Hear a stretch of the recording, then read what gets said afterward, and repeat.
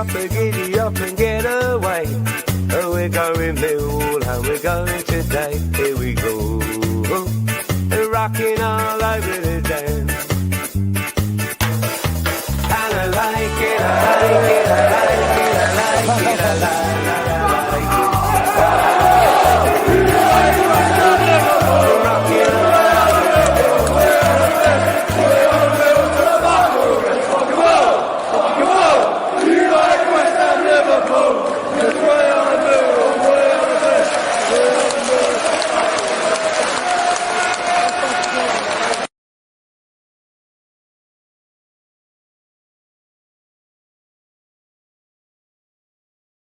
Good evening. Welcome to another edition of Friday Night Live. Please do not adjust your sets. This isn't an AI. This isn't an avatar. This is the figment of most people's imagination. This man exists.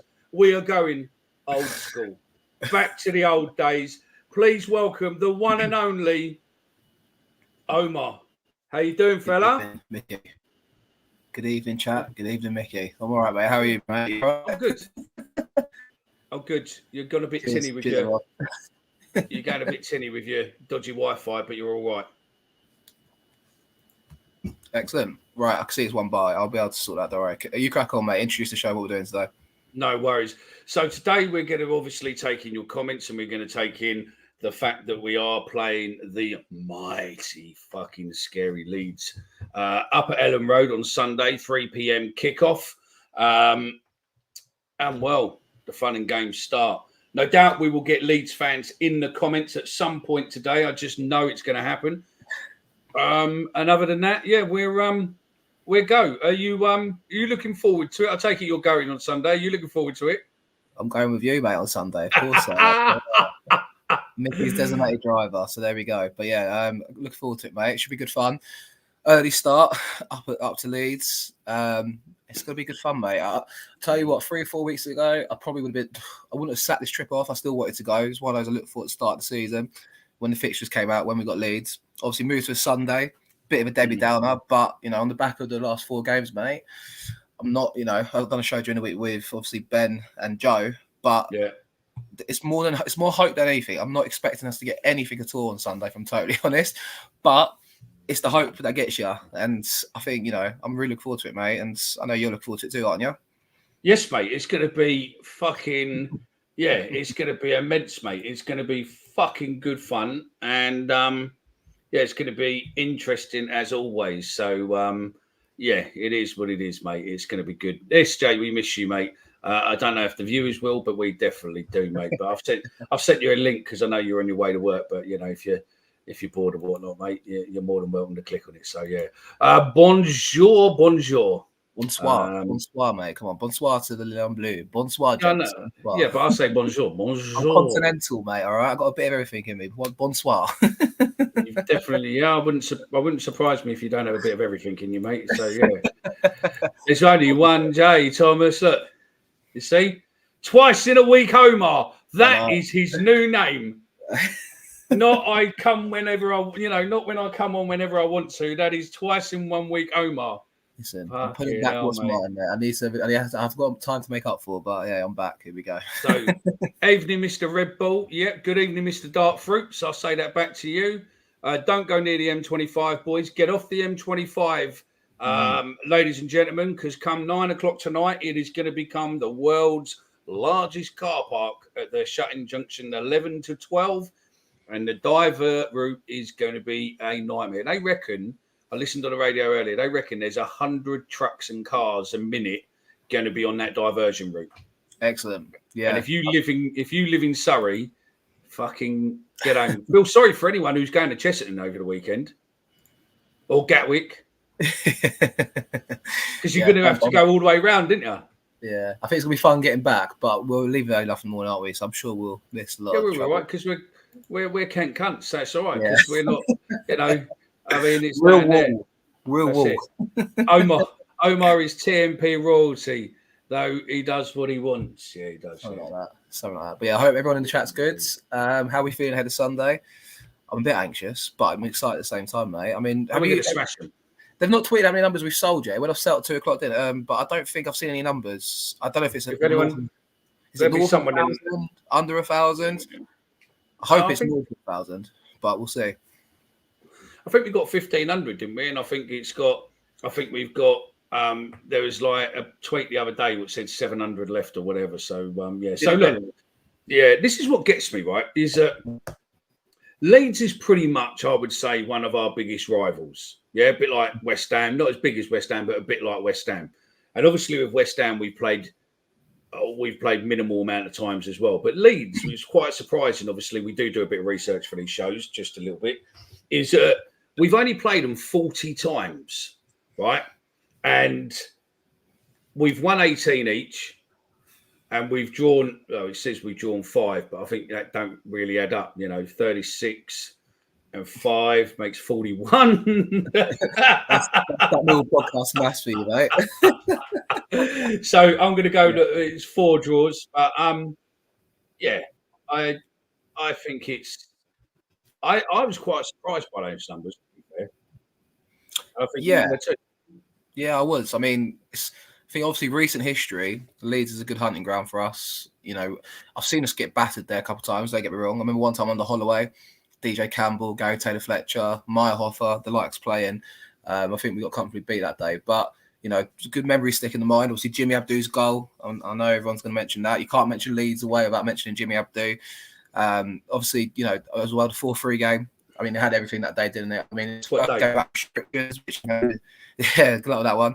I know you had a hand in lifting the restrictions, mate, and I'm sure you'll mention that at some point. But we was 2-0 up that day. To be fair, but yeah, I wasn't going to be fair, but no. But we were 2-0 up that day. Then Leeds went down to 10 men. Then second half they came out and were 3-2 up somehow. Step forward, Tom Elliott scoring one of his most important goals for us, to make it 3-3. And then Jed Wallace gave us that little celebration moment at the end, mate, a 4-3 win. It was right around my birthday as well. Aside from the dry trains that day, it was a fucking good away day. It was also that year, that season, we done the double over them. We did. We also have had good results up there. I remember one year on a Monday night, Sean Batt scored. I think we won 2-0. I remember that one. Yeah, it's look, in recent history, it's quite surprising because Leeds notoriously are that established English football club from the 70s, 80s under Don Reverie. And, but for us to have a good record against them, it does have some taking. It proves, as Harris has been previewing it as, we are the underdog club, but we always rise to them occasions. And I hope we do on Sunday too, mate. I really do. In the last, from 2014, from 2013, when we beat them 2-0, to now, we've only drawn once. There's only been one draw in all those games. And there's 3, 4, 5 wins and 6. Where are we? 1, 2, 3, 4, 5, 6 wins and 6 draws.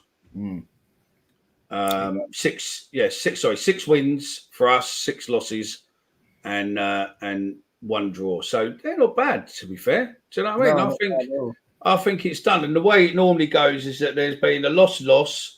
So the way recent, there was a loss, win, and then a loss, win, loss, win, draw, loss, win, loss. So realistic, I think we'll win. I'm going we'll win. And it's always, it seems to be always fairly good scores. Yeah. I've seen you digest that in your head, the win, loss, draw, win, loss, win, draw, loss. And then Mickey's the supercomputer and he spat out results saying we're going to win. What's the score going to be on Sunday? Let's hear you say it after doing that. We'll do predictions obviously at the end, but what do you think then? We're going to win comfortably on Sunday. Is that what you're implying, or what do you reckon? I'm going to go. Well, the last 3 times we've won there, it's been 2-0, 2-0, 1-0, 4-3, and a 2-1. They've beaten us a couple of little ones. Last time they played us, they beat us, obviously, at home 3-0. I am going to go for a 2-0 win. Not a 3-0 win with a Fleming hat-trick, like born free to die free, he says here. I mean, look, if Fleming scores a hat-trick on Sunday and we win 3-0, I can't see us keeping the clean sheet. And this is, go back to Anthony's comment there, Mickey, Anthony Pike. I have to agree, it's one of our worst performances this season. That second half, they romped away. we were both there, weren't we? I think we went to the Blue Arses for a beer, didn't we, that night? And yeah. Yeah. I remember that one. Yeah. Nothing happens, you fat cunt. Yeah, nothing happened. But yeah, exactly. But yeah, obviously, I think let's not fool ourselves. They're not lost at home this season, and since turning the 2024 year, I think they've won 11, drawn 1 in their 12 league games. So look, for us to get a result up there, it's going to have to be pure mill shithousery. But we're on that sort of run at the moment that we're capable of doing it. Do I think we're going to? Probably not. Do I believe we could? Yes, I do. So, look, let's go with some belief and see what happens, really. I think it's as well, Leeds needs to win because obviously Leicester's not playing tomorrow. So Leeds needs to win to go top of the table. And it would just be us to stop them doing that. And obviously then hopefully give Ipswich and Southampton enough of a rise to possibly take them out of that top 2 and fuck them. Because if we beat them, then the chances are they might just have a little bit of a downturn. So, yeah, I think we're going to beat them. We're going to beat them. So, yeah, good evening, Peter. So, I like they're going to have to lose sometime. That's my logic normally, especially with like Lions are always right there. They're going to have to lose sometime. It's what I use when we're on a bad run. I'm like, listen, we're on a bad run, but we're going to have to win at some point. So, yeah, all good things do come to an end. And hopefully for them, it does come to them on Sunday. Fuck them. I can't stand their fans, but hopefully we get a result, mate. And, yeah, I mean, look, we'll have to wait and see. Yeah, I think we'll be all right, I mean, I think we're due a win. So, yeah, Leeds will not be top tomorrow night. Did you say tomorrow night by any chance? All right. Thanks very much, Peter. Yeah, thanks for that. Just fucking catch me out while you can. Hey, that's nice. Thanks for coming. We're setting off tomorrow, so Mickey fixes the game on tomorrow. Yeah. It's a bit of a weird one if we're on it tomorrow, mate. Do you know what I mean? So, yeah, but I think we'll be all right. So, yeah. So, Omar, you're back. It's just introduce yourself to the crowd because most of the people on this group probably don't even know you are. I was on the show last Friday. Thank you, mate. I was on the show last Friday. I was here doing a pre-recorded show during the week. I'm accountable. Okay. I'm here, yeah. So you're about then. Mickey's had some brave pills today, so he wants to try and give it some. Do you know what I mean? So I understand. Fucking brave pills, you mark. Do you know what I mean? Fucking hell. They're definitely going around, mate, so don't worry about that one. Yeah, well, that's it. So, yeah, I don't know really what to say to me. I'm just excited as fuck for Leeds, mate. I really am. It's a long old fucking drive, and it's going to be fucking mental drive up there. But it's I don't know. I don't know this. I think it's the first time we're going into a game where we got nothing to prove on this. We know they're probably going to beat us. Mm-hmm. But if we turn them over, it makes them look proper muggy, doesn't it? Do you know what I mean? It's the if, isn't it? I think Harry said it in his interview with I think he said it the other day with BBC Sport. Like it's that hope that it's we have to go there and just do our jobs. We've got nothing to be fearful of. He said obviously after I think he said during the week. Like, look, they're flying. They're probably going to beat us. They're probably going to turn us over, but it's all on them to prove that and do that. If we do our jobs and we, be that team that's been harder to beat in recent weeks, get under their skins, and don't concede an early goal.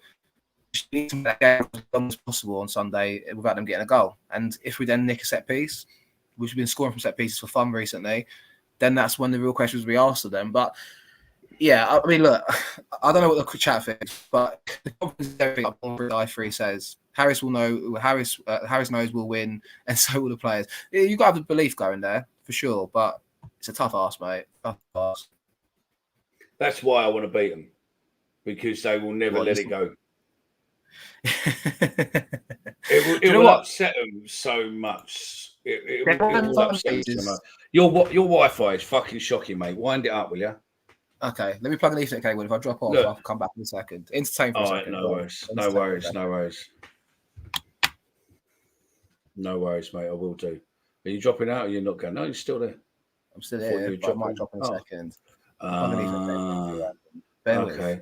Be nice if one of our boys does that prick Bramford, yeah. When Omar comes back on, even though he can hear me, because I can see him in the green room, but when he comes back on, just put in He's looking like he in the comments. Okay, just wait until he comes back. And Stephen might be joining us a bit later on. So yeah. I mean, what's your thoughts? Let us know in the comments then. What's your thoughts on Leeds tomorrow? Do you think realistically that it's probably one of the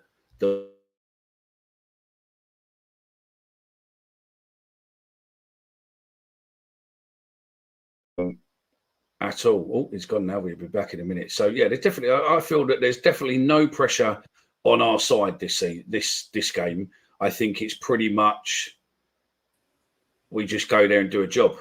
And if we get it, we get it. And if we don't, we don't. I think there was more pressure on Southampton than Leeds, to be fair. We know that Leeds are riding high. We know that Leeds are doing well. So it's down to us now, isn't it? So, yeah. Do you know, as soon as you went, I don't know what you've done, but the comments have stopped. I know they've come back in now. So, be nice if one of our boys does that for Bamford. He's been scoring for them recently of late, hasn't he, as well? So, yeah, I mean, look, they've got firepower in their sides. That they're a good side, like ultimately, and it will take some doing to stop them. But look, at the moment, look, as Dan says there in his last comment there, if they don't have a person to bed by half time, it's ours to take. I won't still go as far as that, but look, it's got to be playing the game in blocks. It's one of those old school ways of the game, break it into 4 quarters, whatever you want to do, break the game down, try and slow the game down, stop them from getting into their groove. Because I'll give them one thing: Ellen Road is one of those places when they get going, it's hard to stop them. When you're away from home and that's one of them places where at times when it's bouncing, and it will be on Sunday because they're on the roll, they're chasing it, they're trying to get into the Premier League again. They're going to be full of confidence, but as the longer you can stretch that half on the first half and then into the second half, the longer you can build the anxiousness, in the crowd, it will take us somewhere, and that's got to be the game plan. I think we're not going to outplay them, that's for sure, Mickey, mate. At least we get to go there with some hope and a bit of chance. That's it. That's what it's. And yeah, I mean, no disrespect to Edwards, but I just don't think we'd be going there with the same enthusiasm if it was, if we were under Edwards, we'd be having a chat now, going right. Put in the comments then who thinks we're going to be beat 6-0, 7-0, 10-0. If I'm honest with you, what's more likely to happen on Sunday? We're probably going to get a hide in, but we're probably going to get a hide on a Sunday. No. More likely than us winning. But like the comment said previously, it's the hope. And that hope's come back under Harris. And it's not been difficult for him to achieve that either. Okay, 4 games, 3 wins, 1 draw. But it's not been pretty football. But, I think that first half last Saturday, there were signs that when we have the ball, we can do something with it. And that, that's what we got to hope and go with on Sunday. I just have to correct, because he corrected me. It's Sunday, by the way, Peter. So not tomorrow, mate. Lots of shithousery needed. Got Weeds mates who say they could do without playing the new wall. I totally agree with you. I think there was a couple of boys on your show what you did, Leeds fans coming on the comments taking the piss, and I went, look, we've got nothing to lose, mate. We're literally coming to that game where we know we'll probably get beat, and if we do take it to you and do it, then unfortunately you're fucking in it. So yeah, I agree with John there. If Leeds score early, we are in for a pasting. I don't see us coming back into the game if we go 1-0 down early. It'll be a case of just grinding out even a 1-0 defeat. Like, goal difference might matter. We've got a solid goal difference in comparison to a lot of teams that are below us. It's what we have to just try our best not to fucking get battered. 4 points on the next 3 games. Oh, well, we'll see. Interesting. Look, I think... Where's that Arthur slag? Oh, you don't know, Arthur was a Leeds fan who kept coming on giving it, and Leeds are one of those fan bases like Arsenal. You fucking hate their fans. I hate Leeds fans. I do. They're the most self-conscious bunch that have to search themselves up. I mentioned I've done a video earlier, obviously Neil Harris video where he says fuck them all, and then like Leeds fans jump on it because they're just searching for Ellen Road or searching for Leeds on Twitter. They're one of those fan bases that just have to have themselves heard, and I would love nothing better than us getting a result on Sunday there. Just walking out of that place cheering. I remember walking out after the 4-3 win. I fucking love it if we do that again. I bloody love it, Kevin Keegan said. No, that's it. We could do something. Yeah, you're right. There we go. You right there, Mickey? You live? Yeah, I'm live. I was just putting a question into the chat. If you're just asking people to give your favourite memory at Ellen Road. So Yeah. yeah, hopefully we get a strong referee. I don't know who the referee is actually. So Harris wasn't brought in to play pretty football. He's here to get points, and I don't give a flying fuck. Oh, sorry, I don't give a flying one until the end of the season. How we get them? Do you know what? I totally agree with you. Here we go. We'll win dirty against Leeds. Go on, him. The supercomputer tweeted tonight. The Oh yeah. 44 Championship supercomputer predictions. Game week 38. I'll start from the top. They say Swansea's going to beat Cardiff 3-0. Plymouth and Preston will be 0-0. Bristol City will get a 1-0 win at the Hawthorns. Sunderland will win against QPR 1-0. Stoke will beat Norwich 3-0 apparently. Rotherham will draw 1-0 against Huddersfield. Blackburn to beat Borough 2-1. Ipswich beat Sheffield Wednesday 4-0. Birmingham beat Watford 2-1. And for the Leeds Millwall game, the pissed up computer says Millwall's going to win 2-1 on Sunday. I said 2-0, mate. My supercomputer said 2-0. So yeah, you know. In the last few weeks, I think it must be just a ramble jamble, but they did predict us to beat Southampton, and we did. Yeah. So look, I've seen stranger things happen with this. Like it does tend to predict us to win quite a lot. Must be a Millwall fan. It must be a Millwall fan that runs that account for sure. It's probably Ben Green or someone, isn't it? Do you know what I mean? and his multiple was so yeah. Where is it? If the supercomputer is any good, give us the winning lottery tickets. Well, yeah, it's a big one tonight, and it's 100 and something million, isn't it? Or 92 million tonight, I think. Yeah, Bedford missing that penalty. That was the playoff game. I remember also the game we lost 1-0 up there, where he elbowed Fordy. It was the same season, so obviously we beat them in the playoffs. Jimmy Abdou scored that goal, and that's my personal favourite, obviously, at Ellen Roads. Jimmy Abdou put himself in Millwall folklore that night, didn't he? So, but I remember the game previous during the season, we played them on a Monday night. And Beckford elbowed Ford in the face during a corner, then went on to score the goal to win him the game 1-0. But yeah, Beckford was like the Marlon Keane equivalent, wasn't he? Always fucking against us. Proper cunt, but yeah, so be it. Stephen Martin. Never heard of him. Can't pretend I have. No, I've never heard of him at all. So yeah, the ref is going to be that muscles prick. I didn't know all the 4-3 for me was magic. Yeah, I mean there was a story from there. I remember a story I was told from. Because at that time I was fan of the board, I think. Yeah, I was. Was you? Yeah, I think I was. You fan of the board? Yeah, I was for a little while, yeah. You never said before. No. And oh mate, that's a comment I'll put up in a set from Peter. Well, the director's box is behind the home fans.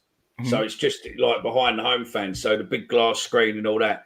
And then when we're up, the Leeds fans were a bit disappointed. So obviously some of the directors were sort of participating in a bit of friendly banter, shall we say. And then obviously they went in, and then when we scored, and obviously they knew that they were fucking losing, and they were going to lose it. They went Garrity and were trying to smash the window to get into the director's box because the directors were laughing. Yeah, massively at them. I'm not obviously going to name who they are. Did you go out there that year? No, I didn't. You didn't go that year, no. No. What? That was the ban. That was the first year, wasn't it? That was the first year that we had the ban lifted. Yeah, it was. It was the a dry. the only outside that day was a dry train because I was hanging out my head and off from the night before, and I was like, desperately need a beer. You get on the train, just the place is searching, opening fucking water bottles, see there's vodka in there and stuff as well, but. There's no. I'll tell you another funny thing with that, which was funny, is that I've got somewhere from Chief Superintendent, what was his name? Owen. An email praising us how good the Mill fans were, right? Yeah, I remember saying. And basically, there was if you look on TripAdvisor for a hotel around that date in Manchester, in Leeds, I can't think what hotel it was. It might have been the Hilton or something like that. It was one of those sort of hotels. Well, Millwall, there was a few top Millwall, sort of top table Millwall boys or whatever, went in for a quiet drink. Older lads, and Leeds decided to try and storm the pub. And the Millwall boys, there was like about 6 coppers defending the hotel for their life allegedly, and a few Millwall boys just joined in to stop the Leeds coming in. And the old Bill was sort of taking second takes. They weren't lumping the old Bill, they were lumping Leeds, and they were sort of like, what the fuck? And I got that. There was quite a few Leeds that day who gave Leeds a spanking and stopped old Bill getting a spanking to a degree, and it was quite funny. It's probably, I'll have to dig it out at some point, but it was like one of the better emails I got as thingy. But when I talked to him, Owen West, that's it, Chief Inspector. And I said to him, like, we want to get the ban overlifted.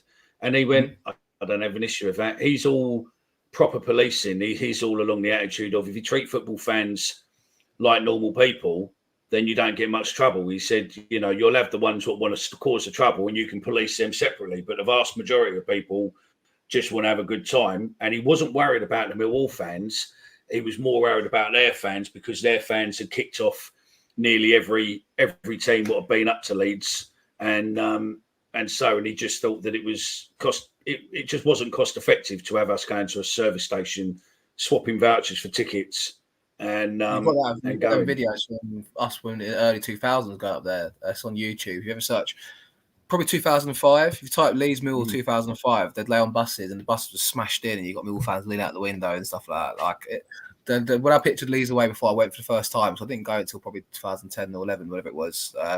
Like that was like the picture in my head of Leeds away, because you see them on YouTube when you're younger, looking them up and stuff like that. But no, it's a good away day. I mean, you see the SLO tweeted earlier, Mickey, I put it in the chat, didn't I, that we're not allowed to drink. Yeah. I don't know if that means we're not allowed to drink in town, but the tweet read to the effect that no pubs in the area around Ellen Road will be accepting Millwall fans. But they never. No. But they never normally do. Because it's their home in. Yeah, so like I imagine that means we can still drink in town by the station. I don't know, but it was quite cryptic, and then it also encouraged us to drink by the ground from 1 o'clock. So, but it was a bit weird, isn't it? I mean, that's probably because the old Bill want to be able to manage who you are. Yeah, pretty much. Yeah. And I think that most people will be coming in by train, so they know what's what. I mean, the train companies will tell them what's going on. I mean, I haven't seen, there used to be, I mean, I don't know if there is still, but there used to be, you talk for a minute and I'll just have a look and see if I can find the police accounts. I'll just flip through some of the comments. I mean, look, let's get some more memories in there anyway. What's your favourite Leeds away memory? Could be even not about the game, could be just in general. I mean, like I said, the 4-3 was top. Remember drinking in town before the game. It was quite lively because it was the first game out restrictions. But to the chat, come on, what's your favourite memory of playing Leeds at Ellen Road? Obviously, Jimmy Abdou sticks in my memory because that was obviously something prominent you remember, wrote himself into folklore. But yeah, what else we got, guys? Come on. Some of these comments I can't even put on the screen. I don't want to. What, the one from Dan Riggs, yeah. Yeah, there's a few ropey comments in there, to say the least. But give me some memories from Leeds away, chaps. Come on, give me something. Even to Connor, how are you, mate? Hope you're good. Well, that's quite weird. The Met Police one hasn't retweeted anything since fucking hasn't posted anything since February. What, the Millwall Met? Yeah, I mean, to be fair, it's no fucking surprise. No one fucking posts from it, but yeah.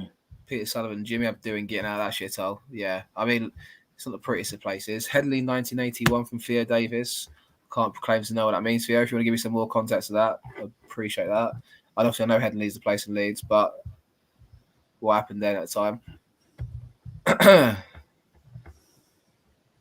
Both of them's Ashes, Theo. Yeah, is that what it was? Because Headley's the cricket ground. But yeah, we're going off topic here. But no, I'm hoping we get results Sunday, mate. I really do. Dan Riggs, best memory was leaving the dump. What are you looking for, Mickey? I was looking to see if I was saying about where the pub is, but don't. So yeah, no, there'll be nothing. There's no more information right now, mate. Nothing. No, normally the old Bill will tell you where they want you to drink, but yeah. So, yeah, there you go. Look at that. On this day in 2006, Leeds signed RAC windscreen fitter called Jermaine Beckford from Wealdstone. Or from Wealdstone, even. There we go. Still a cunt. He always scored. It was, like I said, he was that Marlon Keane equivalent for us when Marlon Keane used to play for Birmingham, for example, or Coventry. Or Hasbullah's coming on in 5-10 minutes. Excellent. Hasbulla's going to save the day. Get your Hasbulla's in the chat. But yeah, Marlon Keenan's Jermaine Beckford. Lee Hughes was another one. Strikers that used to haunt us at Millwall. Lee Hughes for Oldham. Obviously, there's quite a few connotations behind Lee Hughes in his career and his off-field antics. Don't fucking do a thingy, mate. I'm not going to go there. I'm just saying. That was our only live show, wasn't it? That was our only live show, what we couldn't actually put out as a podcast afterwards. Yeah, Lee Hughes is a questionable character at the Den. He always fucking scored against us as well, though. Strikers that haunt us. There's a question, Micky, that you put out to the chat. Strikers that haunt us in the time at Millwall. Jermaine Beckford, Marlon King, Lee Hughes. I'm trying to think who else. Who'd always haunt us? Djukovic. That Lucas Djukovic was always one that always got one of those. Nikola Zigic as well for Birmingham. I was thinking about that the other day. Who's the one with the beard that used to play for us? Oh, Lewis Grabban. He didn't score many against us, though, Grabban. I think there's a couple of games he did. Darren Byfield, yeah, you're right. Darren Byfield obviously scored the hat-trick, didn't he? Was it for Rotherham? My memories, I'm drawing a blank here. But yeah, Carl Basie, you're right. I mean, Jimmy Abdu was a fantastic moment. Top moment. I think 100%. Take some topping to win, obviously to cancel 40,000 hotels around the Wembley area. But that was funny, wasn't it? Narky Wells was another one. You're right, Lions. Well, he always seems to score against us. Brereton Diaz, that's too soon, Connor. We can't go there. It's too soon. That's only last May. We can't. Come on, leave it, please. You're giving fucking PTSD, mate. Yeah, you're going to see live PTSD here if we go back to that day in May. I can't do it. Gary Rowett, mate. I'll have to mention his name. Yeah, just for the algorithm, just to sit there. To be fair, I've been listening to his latest podcast. To be fair, like his podcast, the new series, new season. I've got the second one to listen to, which I'll probably listen to in the morning because I've got to go see my mum, or we'll decide what to listen to on the way up to thingy, mate. But yeah, maybe we'll listen to that Millwall podcast. There you go, the live edition. There you go. You know, not that vain, are you? No, I'm not. Yeah, Bros has been dropped from the Chile squad because he can't speak the language. I saw that. But yeah, he's now lost the Diaz part to his name as well. It's just Brereton. Tom Bradshaw, did he score many against us? I remember that Walsall side. At one point, they had Ostuma, the Turkish short lad in midfield, Romain Sawyers. Did Tom Bradshaw score many? He doesn't score many for us. He scored many against us. And also they had Romain Sawyers as well. I remember obviously one year we got a really good result up at the Bescott Stadium, 3-0 win. That's when Marlon Roman made his debut, scored a goal. Gregory scored twice. I was talking about that game the other day with Stephen, I think, actually, funny enough. But yeah, if anyone can get a victory against Leeds, it's Harris. But if Harris can get us points and build the team we still have now, can't see why you want to dump him over the season. Andy, I'm 100% with you. A lot of people in the chat will disagree with you. A lot of people that will come on the show will disagree with you. Stephen being one of them when he comes on, Hasbulla. He thinks we should get rid of him at the end of the season. I'm not starting to call him Hasbulla. I'm not even in on the joke. But I think personally, if the man's come in and he's doing a job for us at the moment, and look what he's done so far, I don't want to go over this again because I feel like I've gone over it again and again and again. You have. You keep Harris, mate. You keep Harris. You got to. If he keeps us up, mate, he's performed miracles here. Harris is going to become our very own Neil Warnock, isn't it? Yeah, saves the day for us. He's going to be coming in. Can we start the heart and fire win games debate again? That was hilarious. When was this one? I did not make that last week. Yeah, it got quite heated. And at some point, I told Stephen to shut the fuck up and let me speak. Bradley did play for Walsall, and he was also at Barnsley with Kiefer Moore up front. Wow. And still, Kiefer Moore didn't want to come here. Yeah, they were quite a good duo. I think that Kiefer Moore was still playing for Barnsley when we signed Tom Bradshaw. So maybe they don't get on. Maybe they don't get on. That's why Kiefer Moore's like, no, I don't want to go. I don't want to form up the old partnership. Do you know what I mean? I've had enough of that. Yeah, fuck it. Do you know what I mean? Yeah, I just fact checked myself. Bradshaw scored 34 in 70 league games for Walsall, 80 and 84 for Barnsley, and 42 and 168 for Millwall. Welcome, Stephen Jones. Well. Yeah, welcome, Stephen. But just before you're there, Stephen. Hello, boys. Good morning. You've just missed this. We'll just give you a catch up of where we are.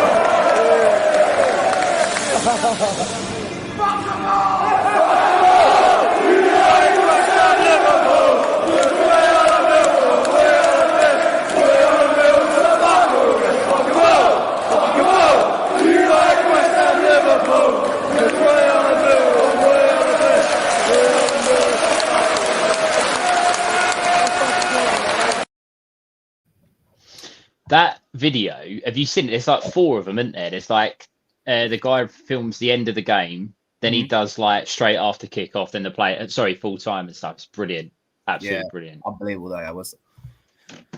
Yeah. I really thought there was a story. Oh, there What? we go. Oh, nothing. Everyone's saying hello.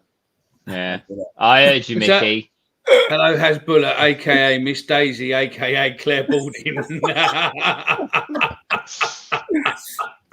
Stephen, how are you, mate? You all right?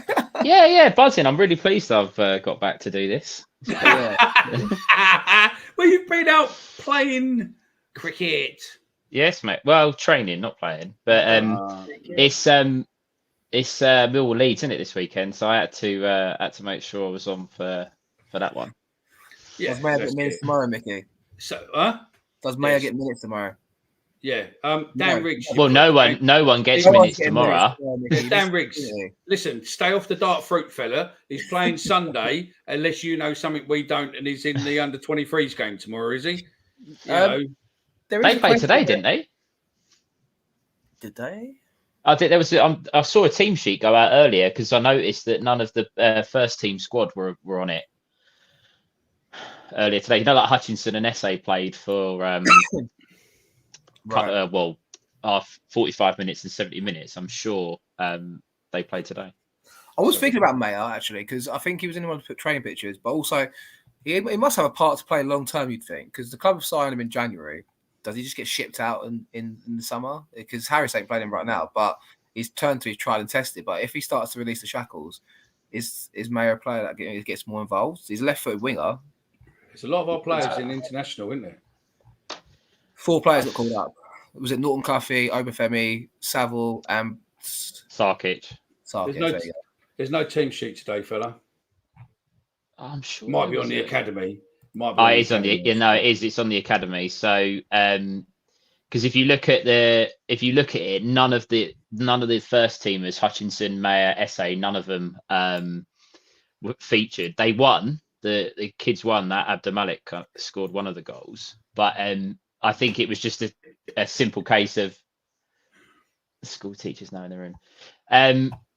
Bringing some order to the show. Yeah, that's what it is. There you go. They won. 3-2. Yeah. Cole's got a question for you, Stephen. Yeah. How do you train cricket? Nets, bat and bowl. So you have nets. So someone stands with a bat, and then you bowl at them, and then you just keep going and practice. That's how it works. If there's any cricketers in there or people that have played cricket, they'd understand. If Ben or Kai was around, then I'd have some background. Well, I know what nets are. I just thought that you like wearing a pair of nuts.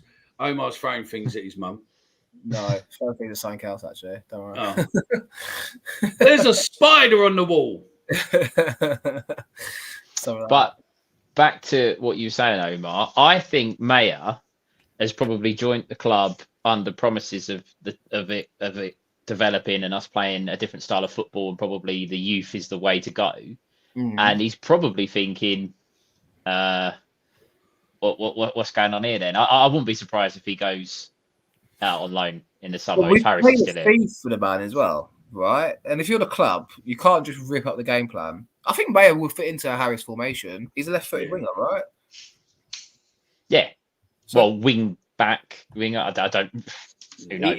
From the clips I saw of him, he bombs forward. You think Mayer has a part to play? I think at the moment Harris is just thinking grind out results, but try and test it. I suppose. Do you think if we this is a big if, but say if we do get safe and we've got 2-3 games left or whatever, Harris then SA starts, Mayer starts. I think so.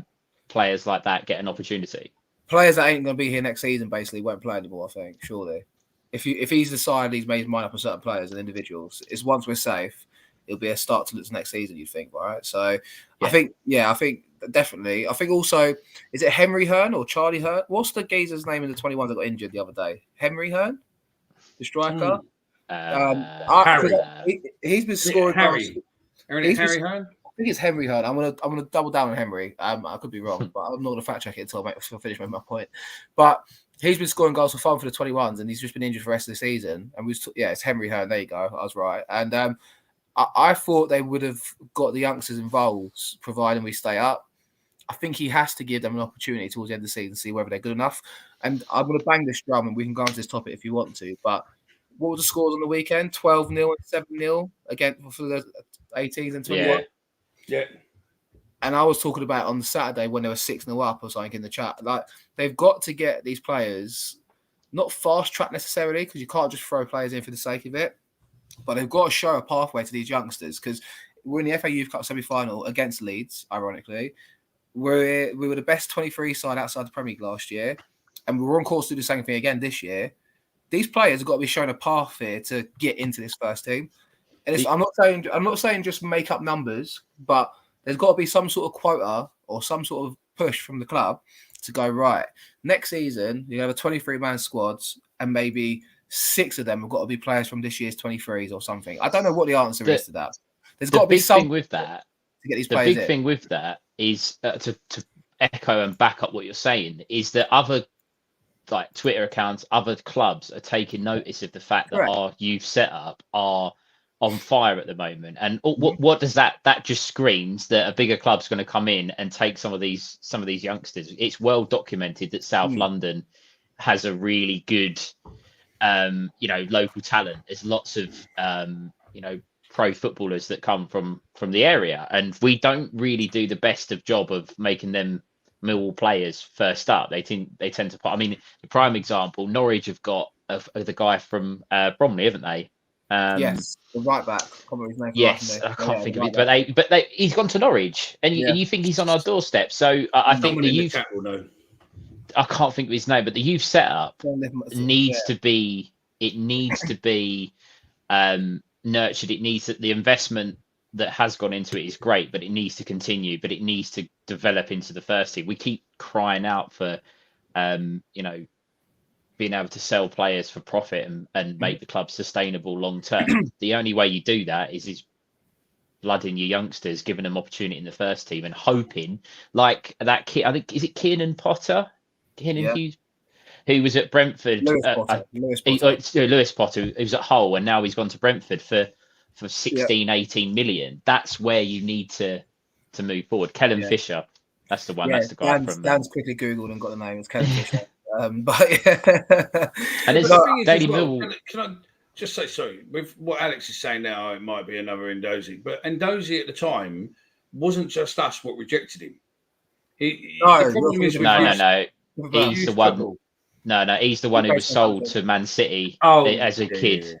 Yeah, and he now played Southampton, and he played against us. Funny enough, in that game. I think the thing is, the club have got to put some sort of directive here to force it upon the manager a little bit, without jeopardising the squad. This is the problem, though, because it's a balance of that. I remember when Harris was in charge the first time round. You remember that season, League One. Even Noah Chesmain got a game. Remember him? And Mbulu was around the squad. Noah Chesmain, Jack Powell, obviously Fred Onyedinma, Ben Thompson, Sid Nelson. All these players came in, and I think Harris said when we got put to the Championship, it's like we had all these youngsters underneath, and he's like, it's a great opportunity for them to be here, but when you're in the Championship, the pressures and the financial incentives to stay in the league, it's difficult to then have the youngsters then blood through. And obviously, it's a higher level. If you're in League One, you may be more inclined to play these players because, Alex Mitchell, for example, he's been mentioned in the chat. He's, I think Lincoln fans love him, but can they make a step up to the Championship? I think some of it's got to be, let's find out, let's enforce the situation here, and also bring that into mind, because I would take a game where there's 3 or 4 youngsters playing and there's a couple of mistakes, but we're trying, and you can see something's coming. Because I think that's the only way we're going to start to develop assets and start to make money and compete at this level as well. We've got, South East London, catchment area for youngsters, and we've got youngsters in that. We've got youngsters in this setup that are playing so well at the moment. We've got to get these players in. You've got to.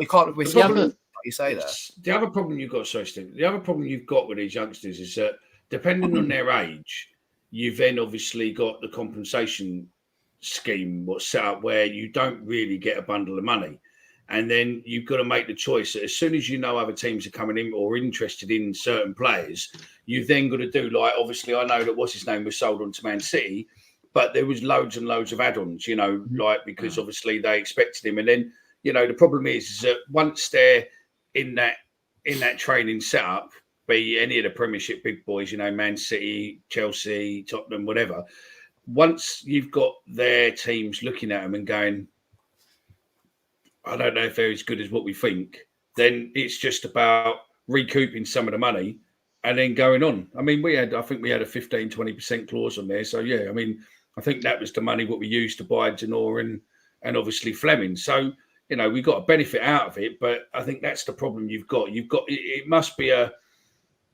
real dodgy gamble to go, what do we do? Do we move forward with this? Do we not move forward? Do we take a gamble? Stephen, you'll know. Who's the chap that went to Palace from Blackburn? Morton? His brothers, isn't there? There's It's a centre midfielder, right? Yeah, it is. So, like, because there's one comment in there saying, like, because I agree with the stigma and I agree with what Harry said at the time about the Championship. It's a tough league to develop. Blackburn brought through a youngster and sold him for £23 million to Crystal Palace. Blackburn, Adam Wharton, that's it. So, like, you've got to give, like, Blackburn's not a big hitter in this division. They were once upon a time, but they've been here so long now. They're part of the furniture in the Championship. Yeah, you can make youngsters come through on your side, no matter what position you're in the league. It's just got to be a directive from the club. And the likes of Alex Mitchell should get an opportunity next season. I can't see any of 100%. The other thing is as well, and I know it's hard maybe necessarily because it might only be one game, but for example, this season we played Reading in the Carabao Cup in the first round. They embarrassed us. Let's face it, they did. They put out their kids. Yeah. We put out a senior team. But I'm not saying you're ever gonna get a cup run in the Carabao Cup. But let's face it, we're not the FA Cup. You might want one, but the Carabao, it is what it is. Why not in that first round? Why not play some of these youngsters and give them their first team opportunity, whether it be at home or away? The chances are the opposition.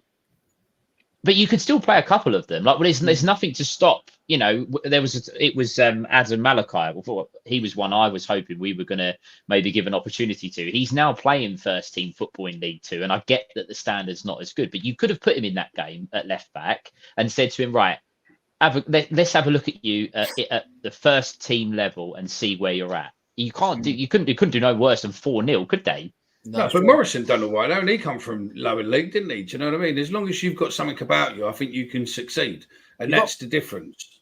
I think it's also with this stuff. It's like you've got to pull it on the manager a bit, but also take it into account because, like, start of the season where it's like, right, we played one game, we're going to keep the same team and try to build momentum here, and then we got turned over by Reading, which was something I never thought we'd see. But you've got to give these players the opportunity, and you've got to be, as a club, almost forcing it on the manager. Yeah, this is what I think. And if Aldo's the director of football and operations or football operations, whatever his title is, there you go. I've mentioned Aldo now, so let's go on to that topic, no doubt. But like, you've got to push this onto the managers, and you've got to say you need to get some youngsters through because the truth, it doesn't. Their results dictate this, and like they're getting results in 23s and 18s. They've got to get an opportunity in our team.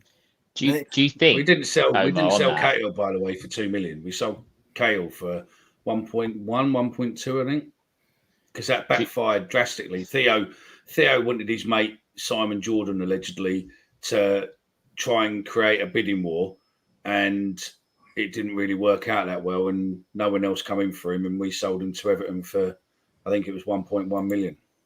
I'm only on my second, by the way, Chris. I'll see you in the comments. This is my second pint. Thank you. Hi, my name's Omer, and this is my second pint.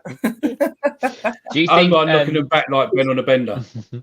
Do you think, Omar, that perhaps Joe Edwards, the directive to him was to bring through some youngsters, but because it's not worked, do you think that the club have kind of not abandoned the plan, but have kind of gone, let's put it on hold for the time being? Maybe. I don't think the directive might have been set. I think in the long term they would have looked at it as going, right, this season you bed yourself in the future you need to start promoting these youngsters from within. John C is right there. Off-season will hold us back. Been told today minimum 5 years before new venue's ready. Interesting. What has gone on there? It's going to be quiet, isn't it? I think it's money. It's money. Yeah. Can't we just buy Reading's training ground? Like, that's 20. I mean, that's not a bad deal. I know people are moaning at it going, "Oh, it's unmoral and all that." But at the end of the day, if they want to sell it for 21 million, it's like a £50 million training facility. It's like us. Oh, it's like West Ham buying our ground though, or something stupid. Do you know what I mean? Like what's going on there is like it's different level. Like the hatred. I get Reading's point of view. Everyone else is like we don't really care. But I get Reading's that ties into. You see, this is the problem with with the whole setup at the moment, with the Football League setup and the Premier League and all that, that there is so much money floating around and they don't want to give it, the Premier League don't want to share it, that you've got people who come in and then they want to try and invest to get return on their money. Yet when they do invest, all of a sudden they invest. If they invest too much, then you're penalised for putting too much money into your business. Yeah. And then your team loses points. Rather than penalise, say, right, okay, well, you can't do this or do something financially. They just go, well, yeah, we'll take 3 points. When it's, 5 points, whatever it is, then it's the fans what suddenly lose out rather than actually the person in the team. And then all you're doing is forcing them to pretty much look at spending more to try and get back in. I think this Premier League thing's all a big ploy. I think it's, I think there's... The downfall is the fit and proper test for owners is not... the thing is, though, even then, to defend the Football League and defend the Premier League somewhat, the fit and proper owners test, I could go into a job or go and buy something and say, I'm going to do this, and sound amazing. Once I've got my position and I'm there, I'm well within my rights to do whatever the fuck I want. And that's 100%. The only difference is La Liga do it differently, where every transfer's got to be approved by La Liga, and obviously the ins and outs of the deal and the actual build, how the deal is structured and how much is spent, everything goes into accounts from that. Whereas in the Premier League, it's a bit more the clubs deal between each other, run it past the Premier League afterwards, but they don't go into succinct detail the same way. But I thought of something, actually, a quiz question there, actually, on the back of talking about West Ham. I've mentioned them again. There you go. But Mickey, what's the one thing Mill and West Ham have in common? You like this one, Mickey? What do Mill and West Ham have in common? He's thinking, neither of us own a football ground. Yeah, completely, yeah. I knew you'd like that one. Do we even own the training ground, though? Because we don't own the training. We don't own our training ground. No, we don't know. But so Mill and West Ham both don't own their football grounds. There you go. They're both owned by one's owned by the council, one's owned by the council. Yeah, both council. I think the other thing on the fit and proper test as well is the fact that in the Premier League, the guy who owns Reading was rejected, wasn't he, by, I believe, Hull when they were in the Premier League at the time. The Premier League wouldn't sanction him to take over. So, and the EFL have gone, all right, we'll have you. And it is I mean, people say Reading are an irrelevant club and this, that, and the other and stuff. And I know we've all got our opinions on it. But as you say, once someone's got power in a football club, they do whatever they want, and there's no stopping it. And it won't be the last club. It won't be the last club. 2.2 million euros allegedly Cahill went for. So it's about what I think a lot less than he should have been. Ultimately, if it's 1.1 or 2 million, it's a lot less than he should have done. It's embarrassing, isn't it? It's embarrassing. Yeah. But we let him go to the end of his contract. That's why we couldn't get the fee. Yeah, that's why we couldn't get the fee. Bit like Fleming.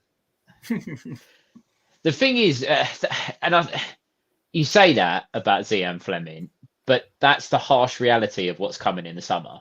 Let's be honest. I know we're talking about here and now, and we wait till the summer for, to talk about transfers. But that's what's coming, because he's gonna be 1 year left on his deal, unless the club have got that option of the +1, which I don't know. I don't know if anybody knows or has got any clue on it. And if they don't, he's gonna go, because otherwise the club are just gonna let another player go for free. So there you go. He left on a free transfer. But this time, Jed Wallace left, what was he, 29? 28. Zian Fleming's what, 25?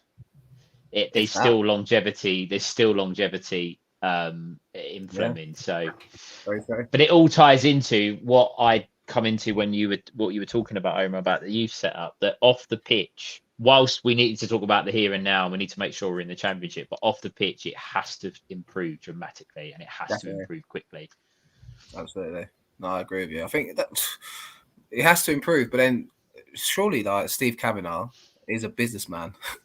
He's got a banking background, though, Steve Kavanagh, if I'm not mistaken. Accounting. Yeah, so he's a numbers man. But surely, if you've got an asset that's depreciating value because his contract's getting run down, you're thinking alarm bells. We need to sell this geezer. Football is a very different environment, and the pressures of football and pressures to keep someone thinking, well, we can balance it off by us staying up and or get into the Premier League and all this sort of stuff. And there's all that kind of, things to throw into the mix. But sometimes you've got to just be like, bottom line, let's not exceed this. Let's not, Brentford obviously are very Moneyball-esque, and obviously the chairman comes from, or the owner comes from a money like betting background, and they've got their rules where they sold players in the past where they go, as soon as it hits this threshold, we're selling them. As soon as it does this, we're selling them. And the fans would be disagreeing with it. But look at Brentford now. They're in the Premier League, new stadium, funded all by what they've been doing. And I think, I'm not saying treat your club, you've got to have some sort of emotion and some sort of different identity to it, but there's still got to be a bottom line there where like we can't afford to lose this asset for nothing, because it costs us a couple mil and it could be worth 10 mil. You got to cash in on him. And also, it's not even just that. It's about, if you look at us as a football club, even, and I would include League One teams in this, we don't spend hardly any money. We don't ever recoup any money for players. We don't sell anybody. And you look at a club like Peterborough, they've been in League One really for a little while now. I know they've floated between the two. Every couple of seasons, they have someone that rocks up, that scores a few goals, and then all of a sudden they're selling them for 10 million or add-ons and this, that, and the other. I think there was a stat, we were talking about this on a show previously, that are we one of 3 clubs in the Championship that this season haven't made any money in terms of incoming transfers? Yeah, I think it's one of 3 or one of 4. It, our record transfer receipt is Sav, right, for 7 mil to Middlesbrough, and we didn't even get all the money anyway. But that's also coming from a club that's been at this division for 7-8 seasons now, 7 seasons. So like, surely we've got assets there that were worth something at one point or another to potentially cash in on them. But then that's, when is the right time to sell players? I think Paul said here anyway. I don't know if Micky put the comment on, but apparently we do have a 1-year option. Paul, if you're listening, how do you know? Is there some article or report about that, just to fact check that? Because I imagine there might be some sort of clause in there. Yeah, but I would have thought so. We were speculating about it on the way back from Blackburn, weren't we? We were talking about the stuff and you, Stephen, weren't we? But I don't know. You imagine there is something, but is that on his side or our side, or is it optional, or is it games based? If he hits a certain amount of games, there's got to be some sort of. Hopefully, the club have a clause. That's what I'm saying. There you go then. So, who's the most sellable asset? Fleming, Denor, or Essay? It's got to be Fleming, isn't it? I think so. I think it's got to be Fleming. I know this might sound a little bit like, bear with me when I say this. The SA's transfer value is nominal really at the moment, isn't it? He's not really playing. He's now not got in that England team.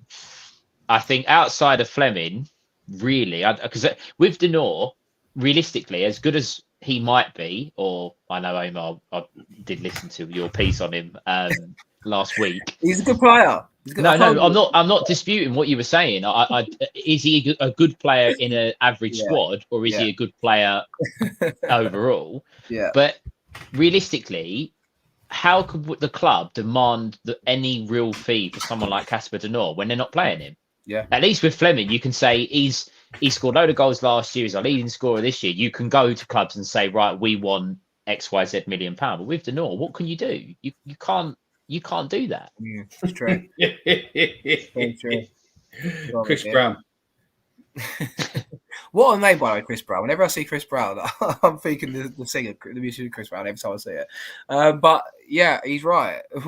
We operate from a small, but the thing is, though, we don't try and exceed our purse strings, and that's why we're a sound, secure run club. So we have John Berylson to thank for that, because we'd spend when it was deemed necessary, but we're also not a club that's running the risk of going extinct like Reading are in League One. Yeah, but we're still spending 12, 15 million a year. I mean, at the moment, I think it costs any championship, it costs £1 million a month minimum to just open the doors. Yeah, it's true, for sure. Bear with me. I need to run to the little boys' room, so I'll be back in a second. That's so typical, but yeah, do you know what I mean? Fuck off. It is so typical. He's running off, but yeah. Bollocks, is it? I'd have Bermondsey any day. So yeah, so we can get them in now. So yeah, I've got all the what you call it. I was trying to see if I had the chimney one, but I haven't. That's the problem. We don't own the training ground. We've sold that, but I think we've extended the lease on that. That's owned by Oxford University.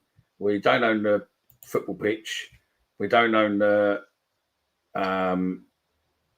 We don't own anything. The only asset we have are players. Maybe that's why they're, the youth are doing really well and they're trying to focus that. And maybe that was why Edwards come in the first place to help develop that youth and potentially look at selling it off.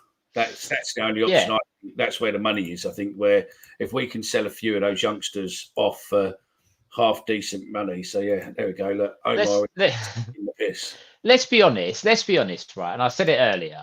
There'll be the scouts go to these under 23 games and under 18 games and they do whatever they do.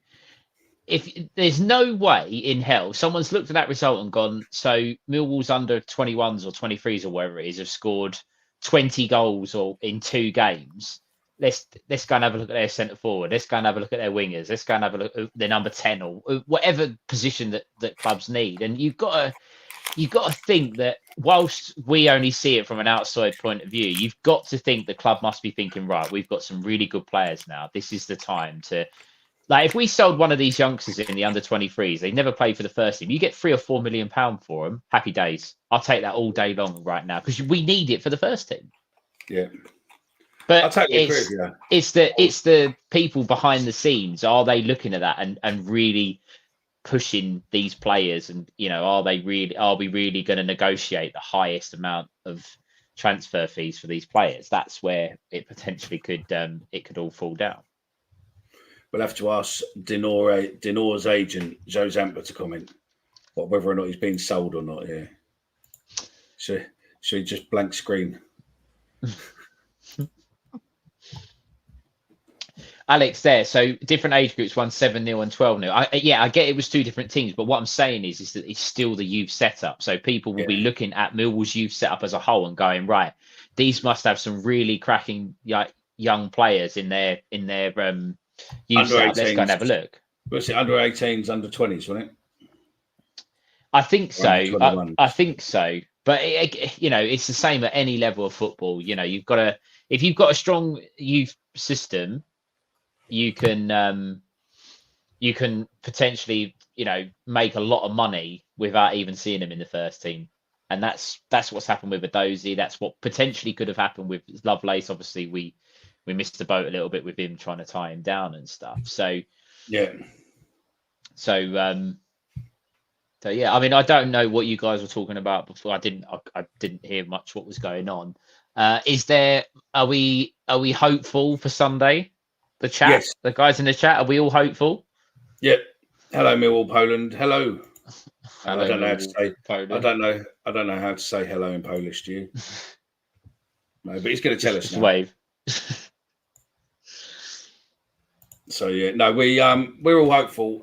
You had the supercomputer, obviously, tweet from Ben and whatnot. That was quite off-putting. I'm looking at the YouTube one, and obviously it's slightly delayed, and I just looked up a sec and you were waving at me, Stephen. That was quite off-putting. I was saying hello to Millwall. Yeah. It says you waved. Here he goes. He's come back. He's come back. So yeah, it's Polish. What's up? Oh, okay. No, the one above it. This one. Yeah. Simask. I don't know. Maybe not. We think we win. I think we're beat them 2-0.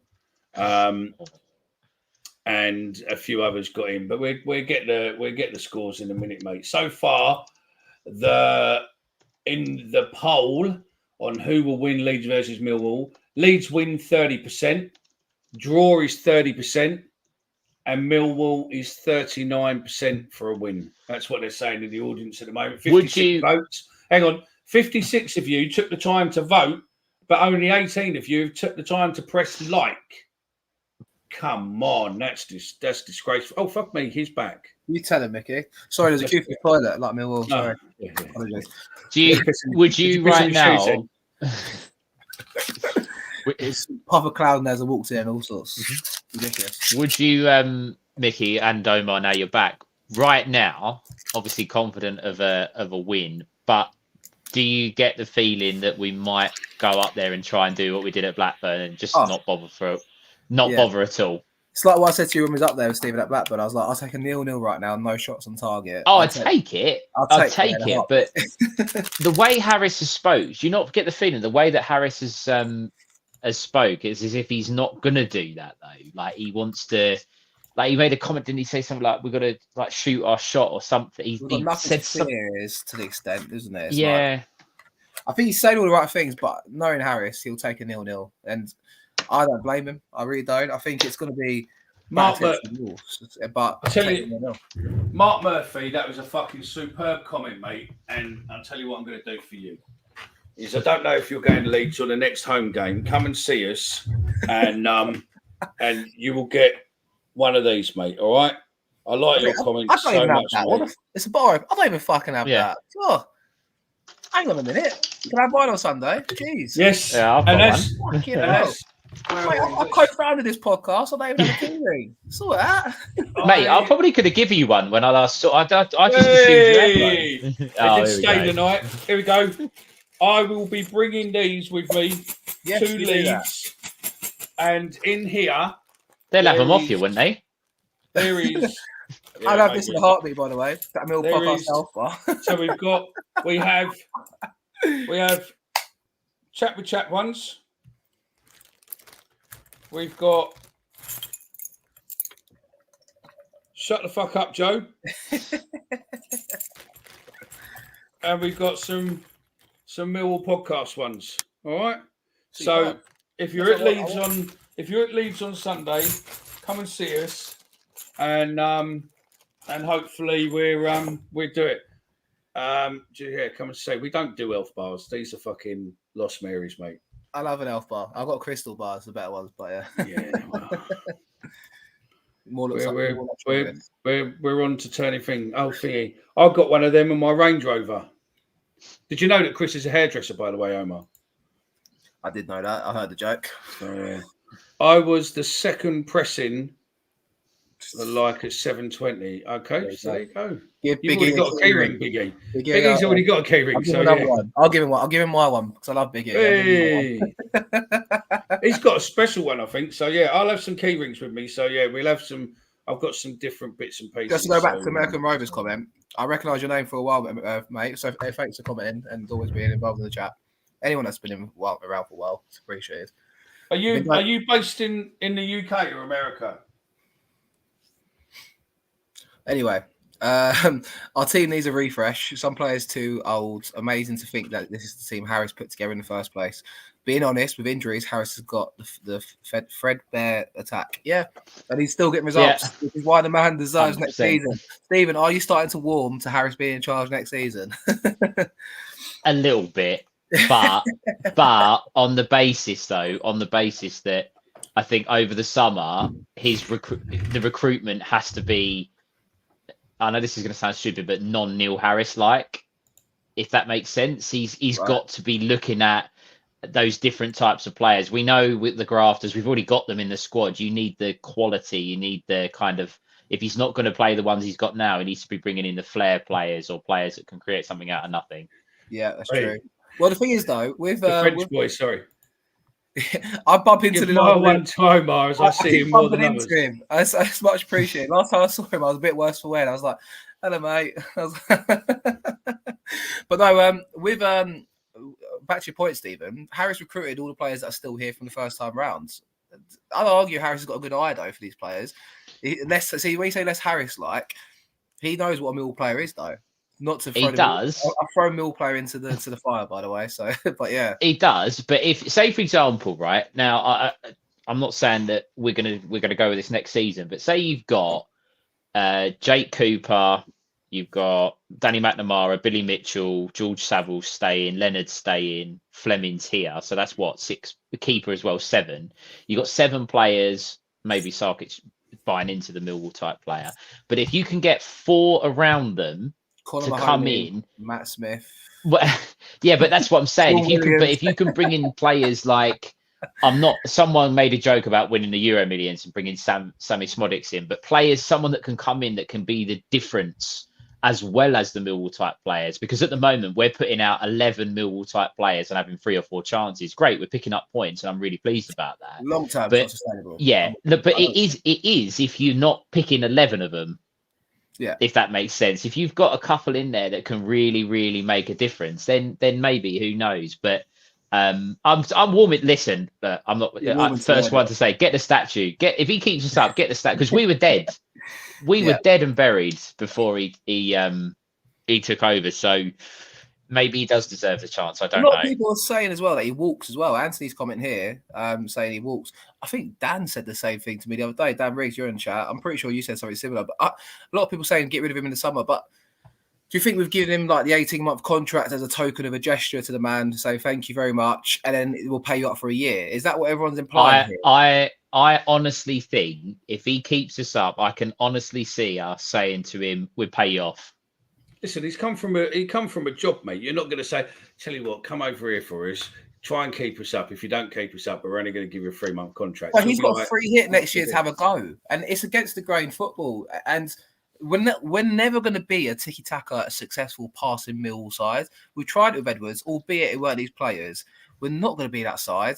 We've got the thing that Millwall thrive on. The thing that successful Millwall sides is, front foot.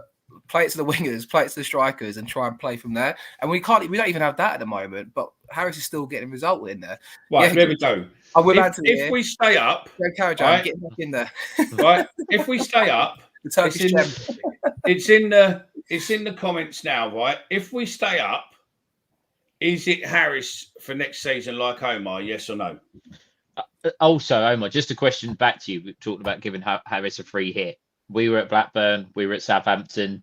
I'm going to go with away games rather than the home games. It's a little bit different.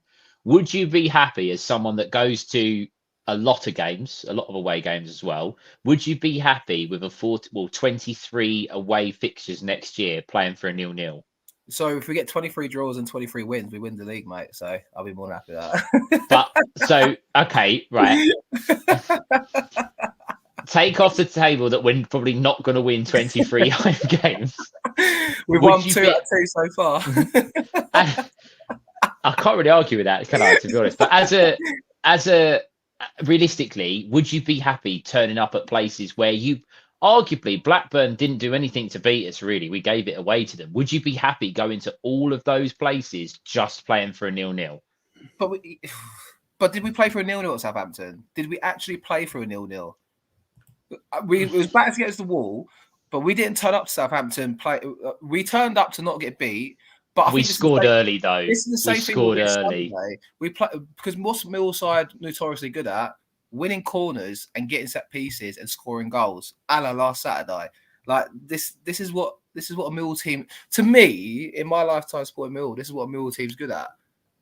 Getting down the wings. Trying to put balls in the box, aim for 2 strikers. We don't even have 2 fit strikers at the moment, so we're aiming for 1. But if Harris gets a chance to recruit in the summer, get some strikers in, gets a couple of wingers in that are going to have a go and take players on, put balls in the box, I'd be. If you're telling me if what I think the Harris brief would be if he stayed for the summer and signed players, you sign a couple of wingers in, a left foot on the left, a right foot on the right, players that are going to take men on, have a bit of pace about them, have a go, and keep doing the same thing on repeat, and aim it into the middle and get chaos in the box. If that's what I'm going to get offered, I'll take that in a heartbeat.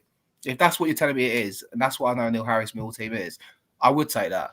And I don't know if the chat agree or not, but that's for me. That's a Millwall side. That's a Millwall side, and I would get behind that and support that team all 46 games of the season. Don't get me wrong.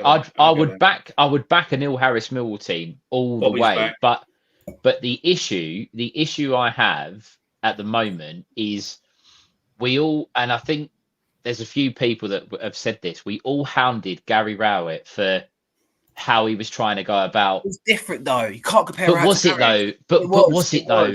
Because he was trying to play 5 defenders. He even called it 5 in this interview done the other day on the podcast.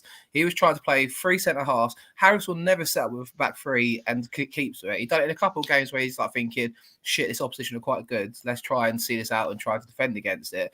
But Harris will never play 5 at the back at home because he knows a Millwall team shouldn't be doing that. It was the first thing he said in his interview after the game Saturday. These fans don't want to see us doing that. They want to see us get the ball in the final third. At the moment, we can't do it too much because we've got injuries. But Harris knows what the brief is to be a Millwall manager. He does. You can't disagree with me either, Stephen. I know you can't. No, I can't. But if you, on the whole, though, their philosophies, Rowett and Harris's philosophies were very, very similar. It's cautious football. It's cautious football. Harris was Rowett's a lot more pragmatic. I'll give you that one. And Harris hasn't. Harris just knows. I don't know. Harris. I'll tell you what it is. Under Rowett, the players lost the Millwall mentality, the Millwall, what it was to be Millwall. And Neil Harris has put that back in. I don't disagree. I don't disagree. Harris but has it's got what his chest out on that touchline saying, I'm a Millwall manager. I represent them people in the stands. And this is what we need to do. And that is, and it's different. It's not the modern way of playing football. But Harris knows I turn up on a Saturday after working all week because I want to see a Millwall team have a go. And by defining what a Millwall team do in my eyes, and the Millwall successful teams in my lifetime, I'm talking having Sadlier and Harris up front, Sadlier and Moody and Harris. I'm talking Gregory and Morrison. I'm talking 4-4-2, 2 wingers on the sides that I'm going to take players on. I loved Paul Ifill.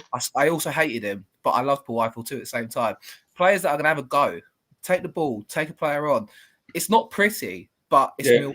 Oh, I agree. And listen, I would rather see us go into games knowing that never say die attitude. But what I'm saying is that a lot of the fan base hounded out Gary Rowett because of the style of football and because it was boring and they didn't enjoy it and people weren't going. And I just wonder if Harris, they'll start to turn on him like they did on Rowett in a 46 season, like they did before. Yeah. That's all I'm saying. But Rowett and Harris, although I get where you're going with the comparisons, it's slightly different because I think with Rowett, it was reluctance to go to the Millwall way. It was more, we're going to be hard to beat and try and defend and then on the break score a couple goals or whatever. It was a bit more like, under Harris, Harris knows what, it was 2 different things. You would never see a right side lump it to the forward areas. That would never happen. Harris's side is get 2 up top, try and hold it in the final third, and then we play. So I get the comparisons because but Harris wasn't chased out because his football was shit. Harris was chased out because he wasn't getting results, and he was starting to go the other way. It wasn't because Harris's football was boring per se. I don't think it was a little bit boring. No, but Harris's football was shit. Whereas with Harris, it was more like, Harris, thank you for so much for recovering us from a League One club to the Championship. After last season, we've given you 10 games a season. You've not really done it for us. Thank you very much. Off you go. But also, we didn't chase him out. He decided he had enough and wanted to get out of there. I think it's slightly different. So and this is just based on last week's performance, and this is based on a few tweets that I've seen. I don't know names. I'm not going to mention any. Well, one, I think we all know, a well-known Millwall fan, shall we say, tweeted that what a difference a goal makes to last week's performance. So how they weren't happy, it was been miserable and moaning, You score a goal and it changes. So I know it's hard because we scored an 89th minute winner, but up to the 85th minute, would you say that you and the majority of the supporters and the chat as well, were you happy with what you saw from our team last week? 45. I was happy with the first 45. We could have been 2 up in the first half. Hardyman had that chance. There was balls in the box. We had a go first half by our standards of being safe. We still had a go. First half was good. We should have been 1 or 2 up in second by half time on Saturday, in my opinion. And I'd argue that when we get to them wide areas where Leonard was overlapping a few times, if we had a conventional Neil Harris, little and large up front, we might have got the end of some of them crosses. We might have actually scored a goal from them situations. Whereas at the moment, you've got Obafemi in there who's trying to pull off the defender and not really commit to going across the front post, or you ain't got him trying to go tackle the back post. That side, with 2 up front, with Morrison and Gregory, that season where we nearly got to the Championship playoffs, I think we scored in the first half and we played the same way we did. So I was happy with the first half. Second half wasn't that great, but Harry said it himself. He thought the second half was shit, but then we managed to get over the line. But I thought the first half was, we should have and could have been 1 or 2 up at half time. On that, Cole, just to be clear, I am massively pro Neil Harris. I have been when I think Mickey himself you've even said to me, you love Neil Harris. You don't mean to your argument. No. You know what I mean? No. You did, mate. You dug your own grave. Hold on a minute. Did you or did you not say that I'm pro Neil Harris? You've said to me on the show, I'm pro. Yes, you have. Right. Okay. Well, now he's just trying to throw me under the bus. There we go. Because you're right. Exactly. I love the bloke, and I back him when he was appointed. I was looking forward to Southampton. I was looking forward to his first home game. I absolutely love the guy, and he gets us 100%. But my concern is that the club were trying to go in a completely different direction, maybe too soon.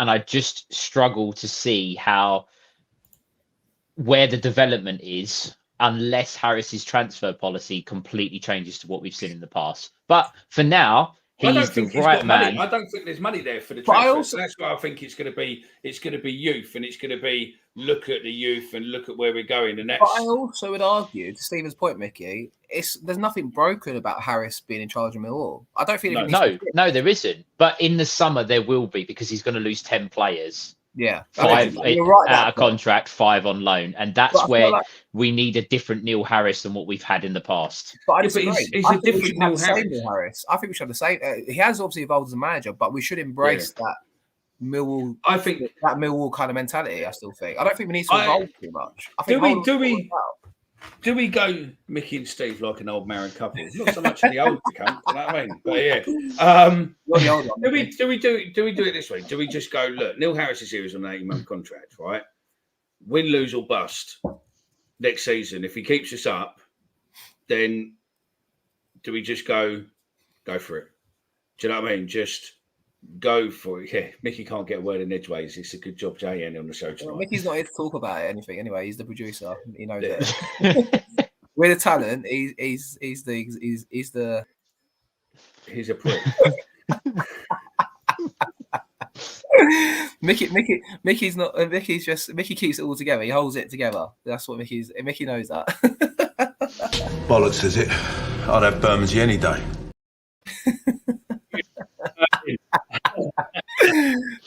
I think we should just give him.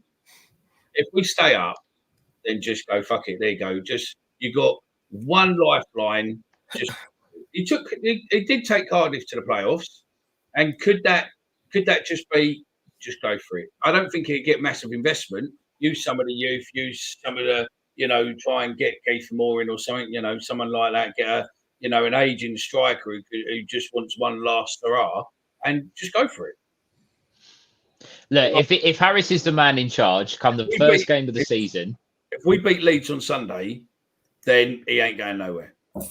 Oh, absolutely. I mean, look, if Harris is in charge, I just think that they may pay him up and there may be an agreement. But if he's the man in charge the first game of the season, I'll back him to deliver us a good season. I will back him 100%. But my concern is that there's lots of people that won't. And as soon as it goes wrong, we're in a bit of trouble because it's just going to turn. I understand that. And by the way, Dan Riggs says he's dead. Well, stop drinking the dark fruits then, fella. Right, question for you both. If Neil Harris he keeps us up and he isn't your man for next season, who are you having in? Well, we haven't got the money. He's staying. I'm on the Neil Harris bandwagon, mate. Right, Stephen. I want to have 40 stays next season. Who are you having, Stephen? I guess it'd be who's available. I mean, I don't know. I don't know. I really don't know. It's the same thing as when Rowett left. Who did we want? It's the same thing when they were talking about Edwards. Who would we bring in? I'm not sure. As I say, if Neil Harris is in charge, I'll back him 100%. I'm just concerned of what could happen moving forward.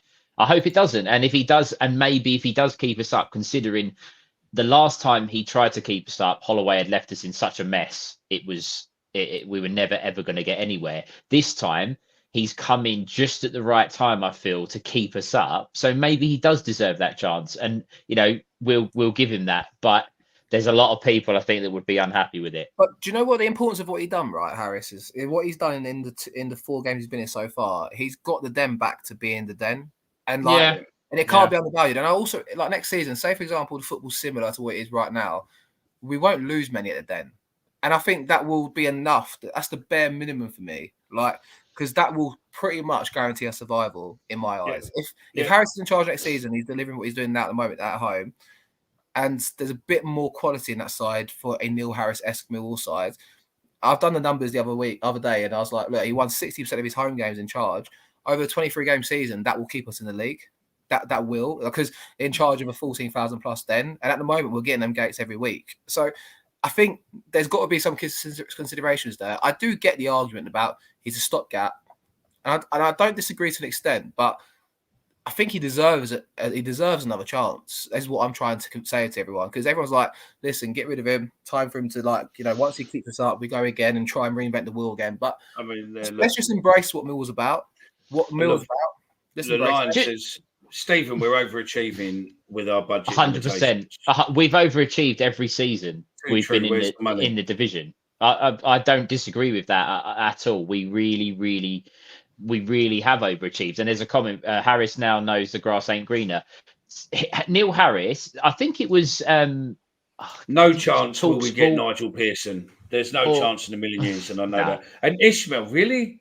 No, not Ishmael. Someone said that Neil Harris, I can't remember what it was on TalkSport, or someone said that Neil Harris should have a job at Millwall for life, because certain people fit at certain clubs, and he does. He fits with us, and I would never ever dispute that. I just, as I say, I think he's earning the opportunity to have a crack at the Championship next season, and I'm sure that most of the supporters, if he does keep us up, will back him and will be there the first game of the season. He needs 2 more wins, Stephen.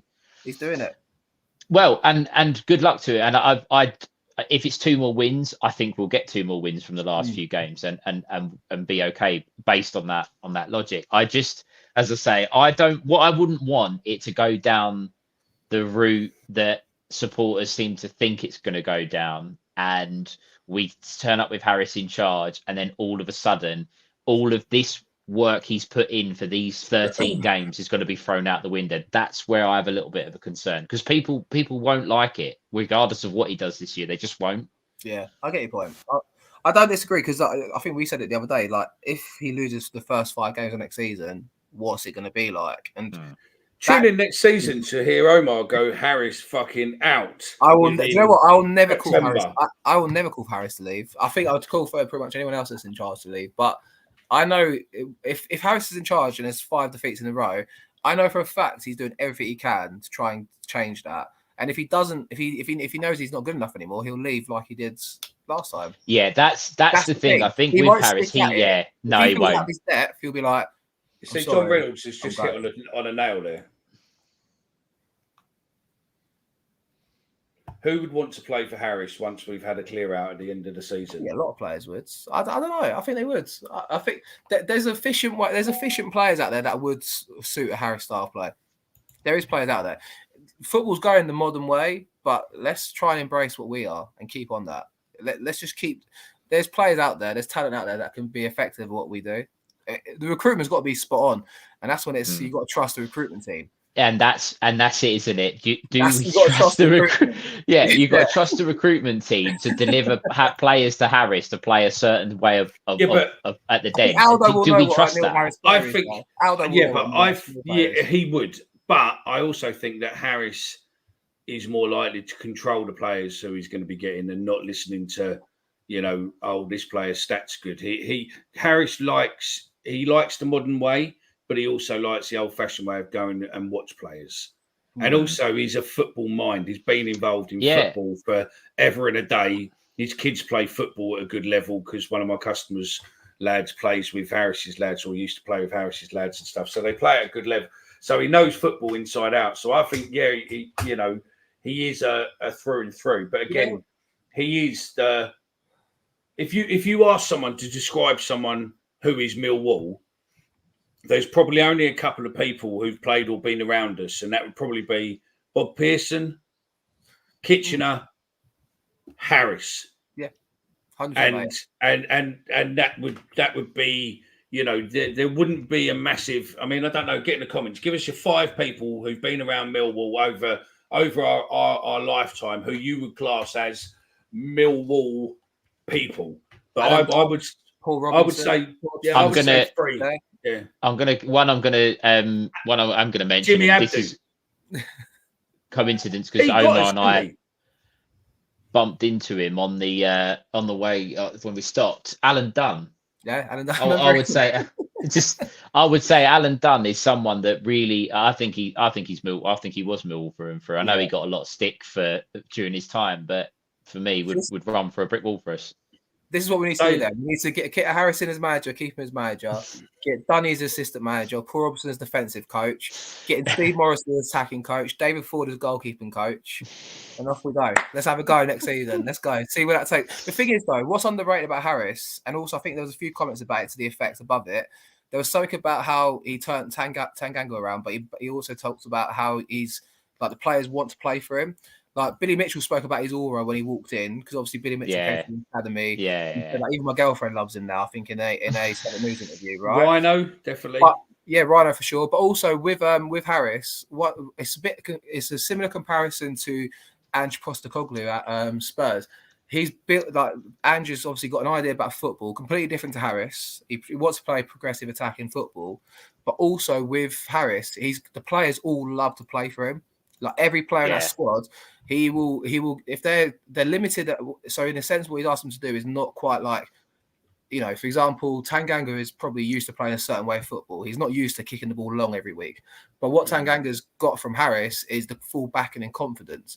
And that year where we nearly got into the playoffs in the championship, and they're all going to have it every Thursday, and Tim Cahill's back at the club, there's a feel-good factor amongst the squad, which then I think benefits the club and benefits results and performances, and everyone's in it together and sticks up for each other, which I think also is what Andrew's getting at Tottenham, where like the players will buy 100%. Into it. The players are all got a smile on their face. I spoke about it the other day in the podcast I'd done, where like Jake Cooper was asked after the game by Mill TV, you know, how do you feel that Harris is back? And he was like, do I even need to answer it? Like, I'm buzzing. And he was like blushing like a little kid. Like, he was so excited the fact that he's back.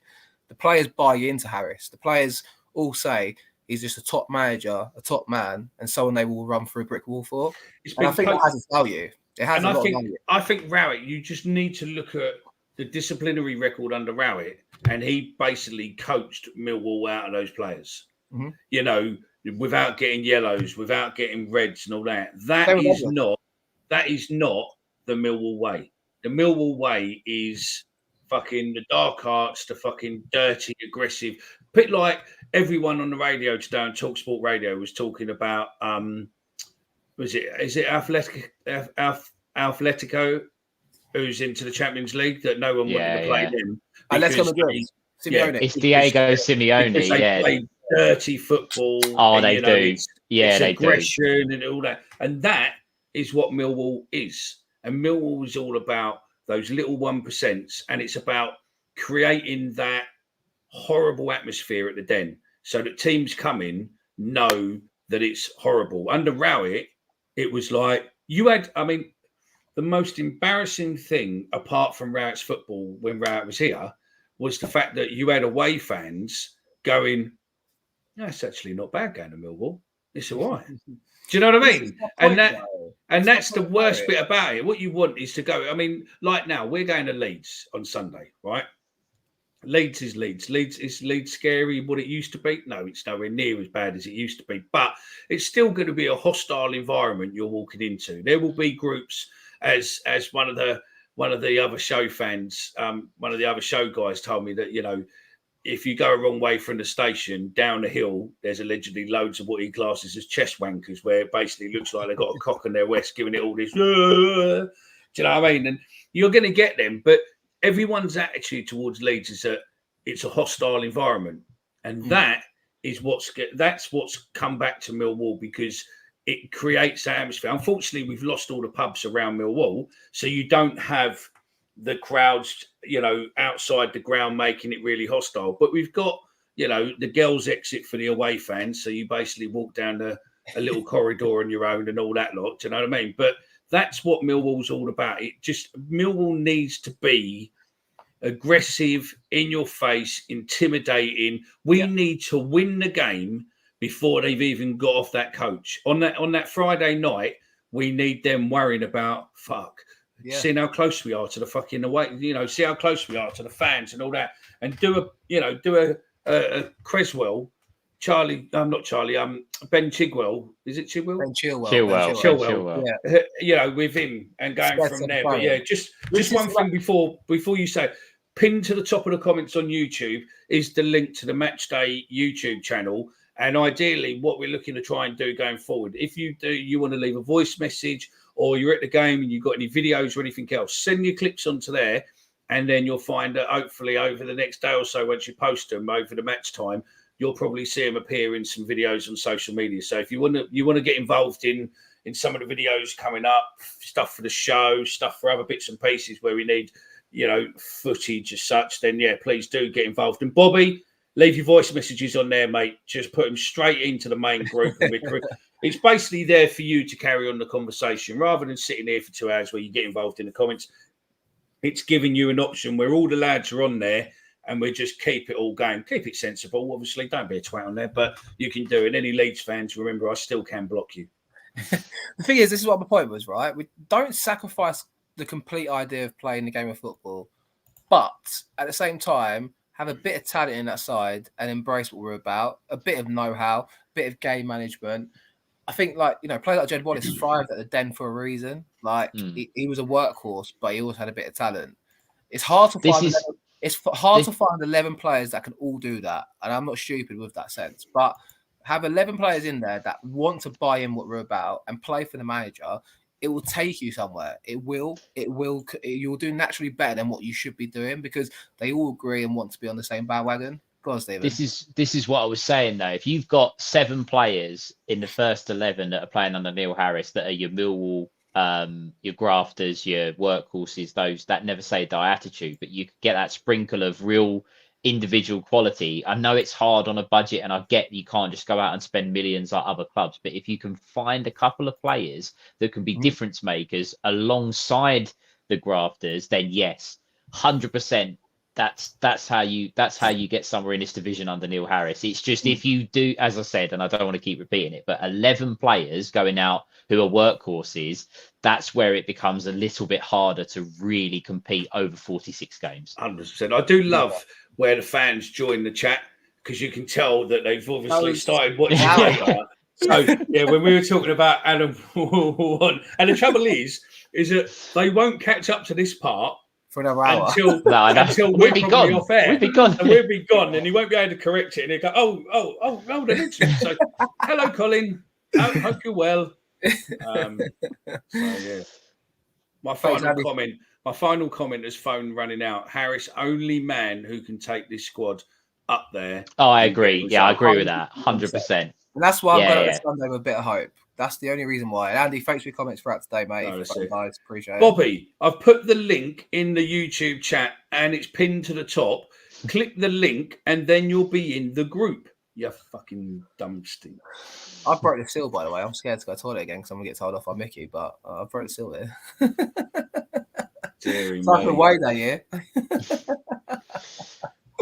Right on Sunday, mate.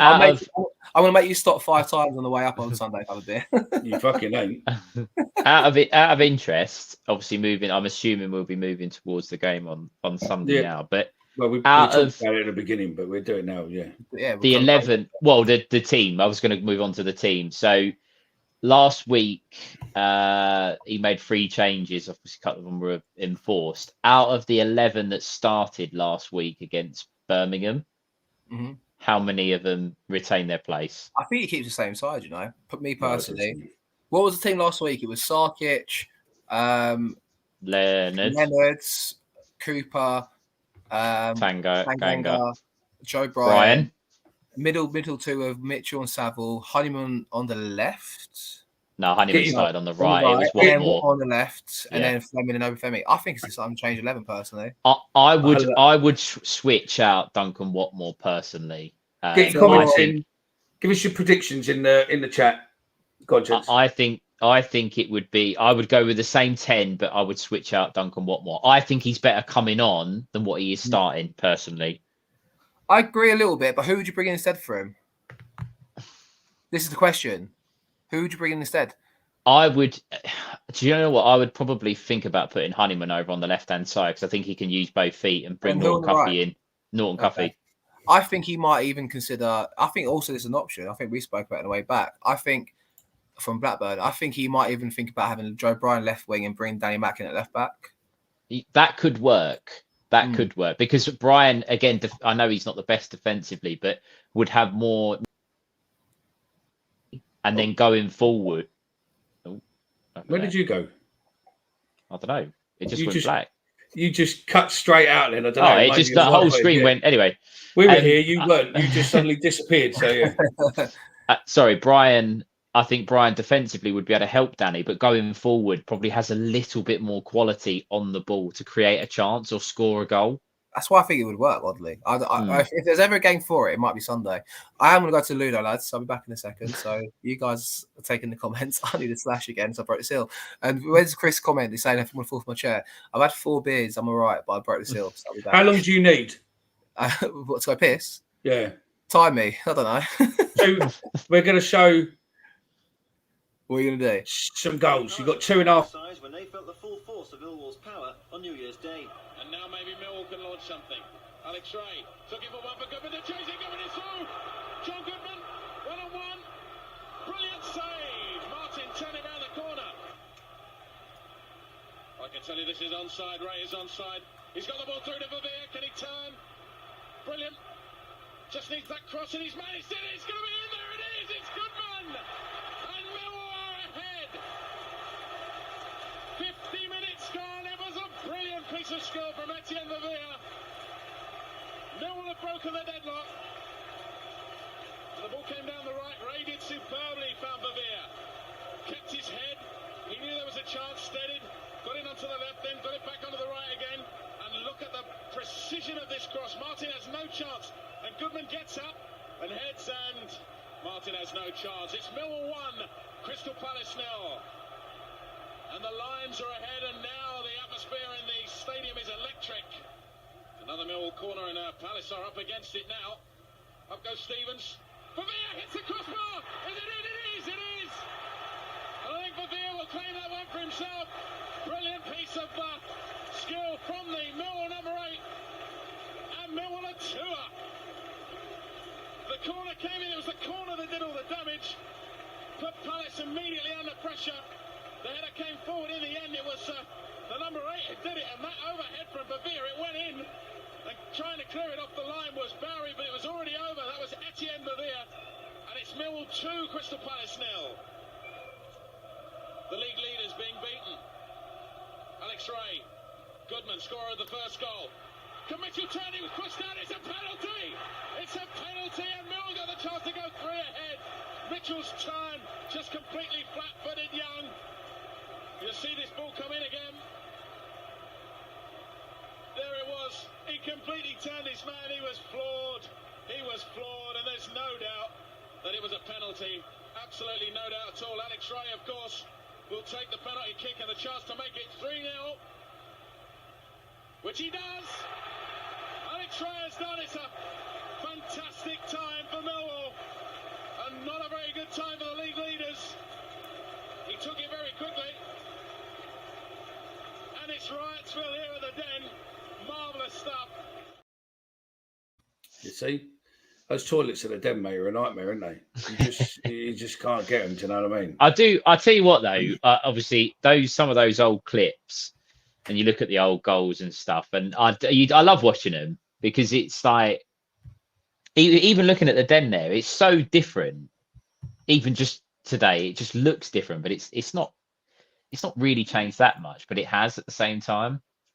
Yeah, how blue do the seats look in the Coldblow Lane? I know it's all. But I saw something on there that you can put them back to the original colour with a blowtorch. And just You can. blowtorch. Yeah, there's a trick that goes. There's a video in there on YouTube. The guy that goes around. I think one of the stadium. He does it. I think it's red seats. Whoever it is, it's red seats. He goes around and cleans a load of them up. They look quite good, actually. So yeah, that's it. We'll see. So yeah, get in the comments then. Give us your score predictions. God is back.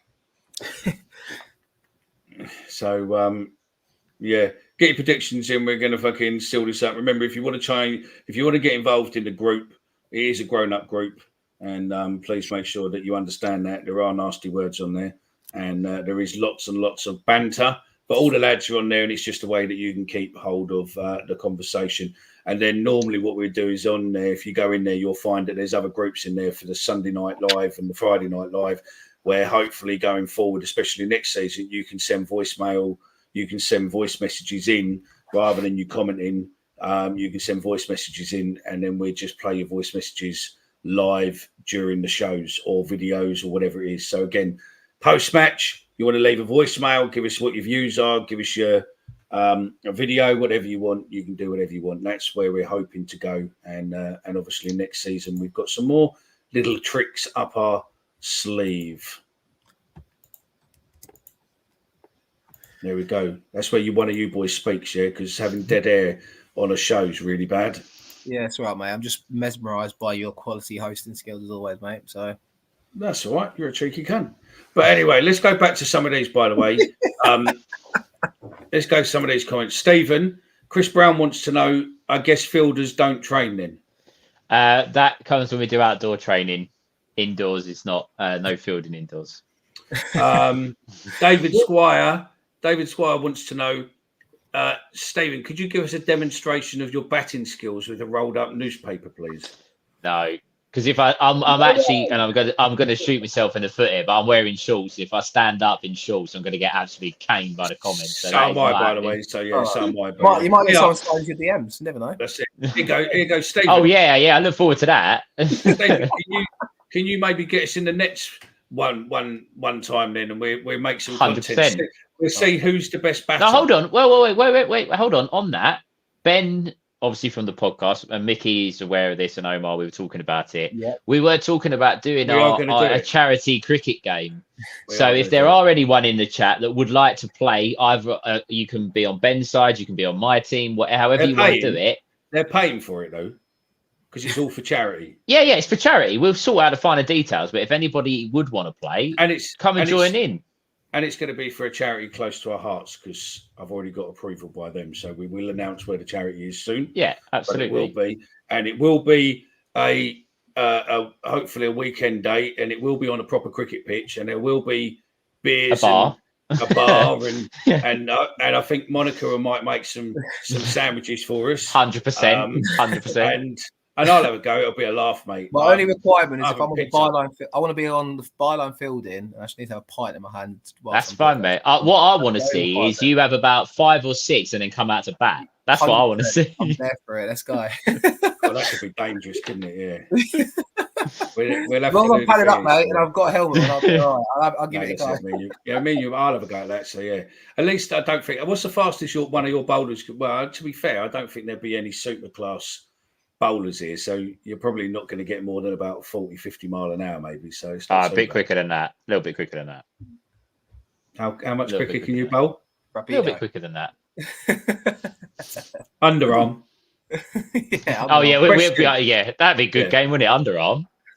Here we go. Here's one for you. Andy put earlier on question: would you be happy winning next season but playing like we did against Southampton? If we're winning, 100%. Oh, mate, I'll be honest with you.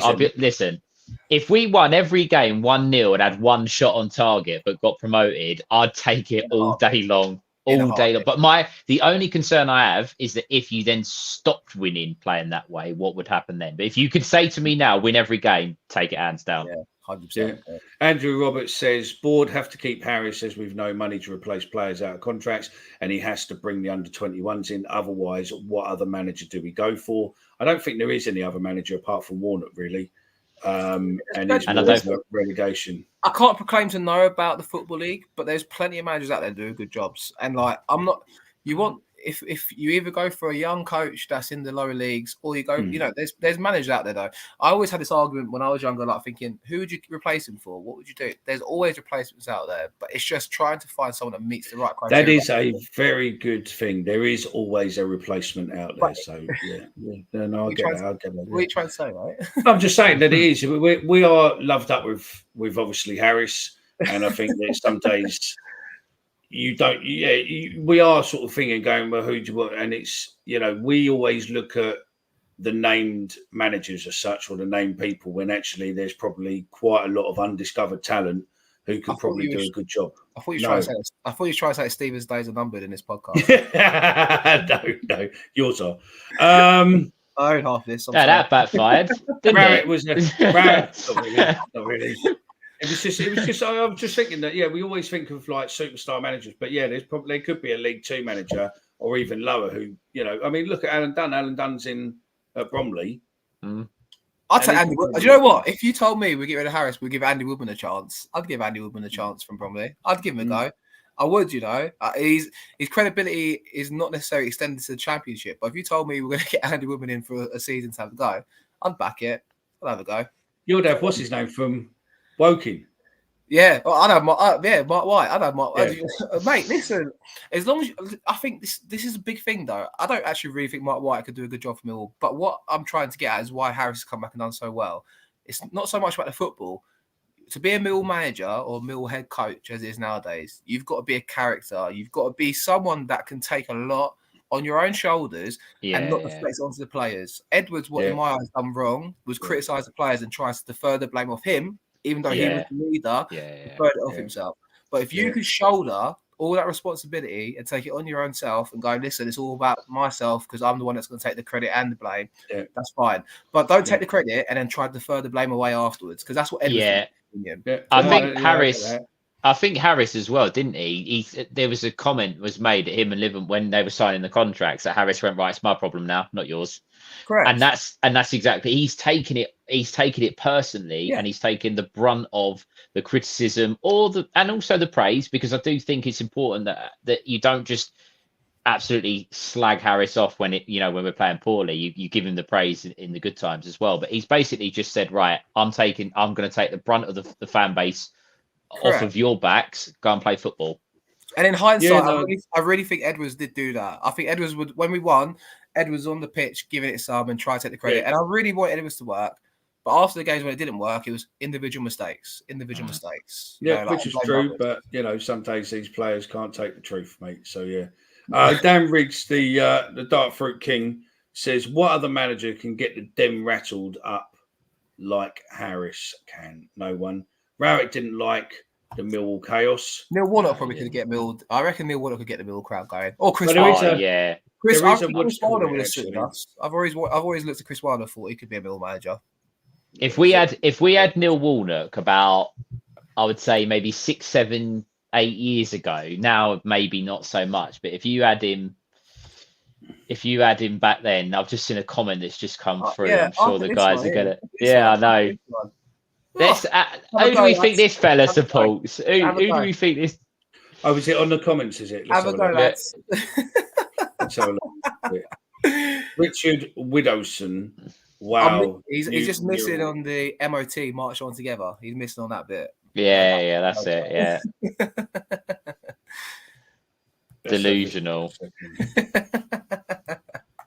Because what we're going to do on a podcast is just come on and say that we're going to get battered 8-0. That's exactly what we're going to do, aren't we? One sec. We'll come back to it in 2 seconds. I'm just putting in the chat the bit what we done the other day for another show. So if you want to get involved in there, it's a Google form. You can put 5 suggestions in. It's basically it's the best Millwall managers who have never managed best Millwall managers that have never managed Millwall. So just go in there and give us some people who you think would be the good one and go. And this would be for a future show. So again, it's on the comments. Just get in. So where's this fucking knobhead gone? There it is. Richard, does your mum know you're getting involved in grown-up conversation? It's 5 to 10 nearly, mate. And I don't know if you're done. And by the way, Mill scum. Yeah, okay. Dirty fucking weeds. I'll go to bed, mate. I will go to bed, mate, because you're going to get beat. You're going to get beat at the weekend, mate. Just get there. Yeah. Your whippet needs walking, fella. There's a cock in his chest. Yeah. Anyway, what do you reckon? Let's be honest then. What's our predictions for Sunday? Stephen, I've not heard you give a prediction yet. What is your honest prediction? We're starting to wind up. What do you reckon on Sunday? Go tell me your head first, then give me your heart. We're living rent free. Well, I've got 2 answers for you. I've got 1-1, which is what is probably the realistic answer. But I've got a vision of Ryan Leonard scoring a winner late and running over to the away end. I've got it in my head after Is the last this couple the of same as performances. Joe Martin taking a free kick against Bradford? Oh, though? mate, don't. I'm not as confident, but honestly, I've got it. I've just been thinking about it the last couple of days. I honestly can see Ryan Leonard scoring a winner late Have you shared or the story later. about Joe Martin free kick? I think did you share I've mentioned. I think I did it on my Who Are You. Yeah. Mick, have you heard this and story about Joe Martin scoring a free kick against having Bradford? No, I was telling everyone that Joe Martin was going to score a free kick in the playoffs. Put quite a few quid on it, won some money. Omar doesn't necessarily believe the story, but honestly, I'd been telling everyone all week in the build up to that first playoff game that Joe Martin was going to score a free kick. We had one opportunity. As soon as he put the ball down, everyone that was around me, obviously I had my dad and some friends with me, but everybody around me knew that I had this bet on. Ball down, top corner. So literally anyone in the chat, I've got previous for this, money on Ryan Leonard to score the winner on Sunday is coming in. 1-0 Millwall scorecast. Is that what we're saying? 1-0 Millwall Leonard, yeah? Is that what you're going for? Millwall to win, Ryan Leonard to score. You've got to put a tenner on that. Oh, mate, I honestly... I don't know. I've just got... Obviously, the realistic answer is we're going to go there and play for a point. And I'd be happy with that. But there's always that inkling. And it's Harris, isn't it? It's Harris. He's making me believe. He's making me believe we're going there and we're gonna do it. So mate. That's the way I sum it up. It's the belief. 1-1 realistic, 1-0 Ryan Leonard with a winner. My realistic is 2-0 Leeds. My realistic is 2-0 Leeds.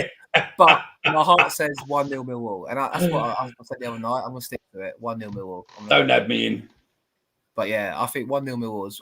Look, my head says we're probably going to lose. We might concede early, then we're going to grind out a 2-0 defeat. But my heart goes 1-0 Millwall, and Cooper's going to get his first goal of the season. There you go. I'll take that. I think you're probably right. I think Cooper could get a win, mate. We're getting some. Where are we? So let's just go through some of these because it's. I guess his mum's hidden the Freeman's catalogue. I wonder if the Weeds fans will come in here Sunday if we beat them. I reckon we'll be inundated with them on Sunday night, mate. 9 o'clock, by the way, for those watching. You're going to do Sunday night, mate. When we get back, Stephen and Jay is. Yeah, we are. So we're gonna get absolutely peppered by Leeds forward. But just send us a link and we're. Oh yeah, we'll. Yeah, we will. If Leonard scores, win there. Betty cried when Jimmy Savile croaked. Okay. Let's start as a way to go on, shall we? Go on, Stephen. What's Jake Cooper to score a header on Sunday? I'm just trying to score a header. Oh, look, someone's come on with Richard's mum. Richard, I've told you to stop acting a twat on YouTube. Now come here and I'll do that thing you like. Do you know what? You have to take your hat off to whoever set that account up and set it up double quick and done it, mate. That is absolutely. Jake Cooper score a header on Sunday is 28-1, by the way. Wow. What about Jake Cooper and Leonard to score? And Millwall hold on. 2-0. Ryan Leonard to score any time on Sunday is 33-1. I'm telling you, lads. Anytime. Get on it.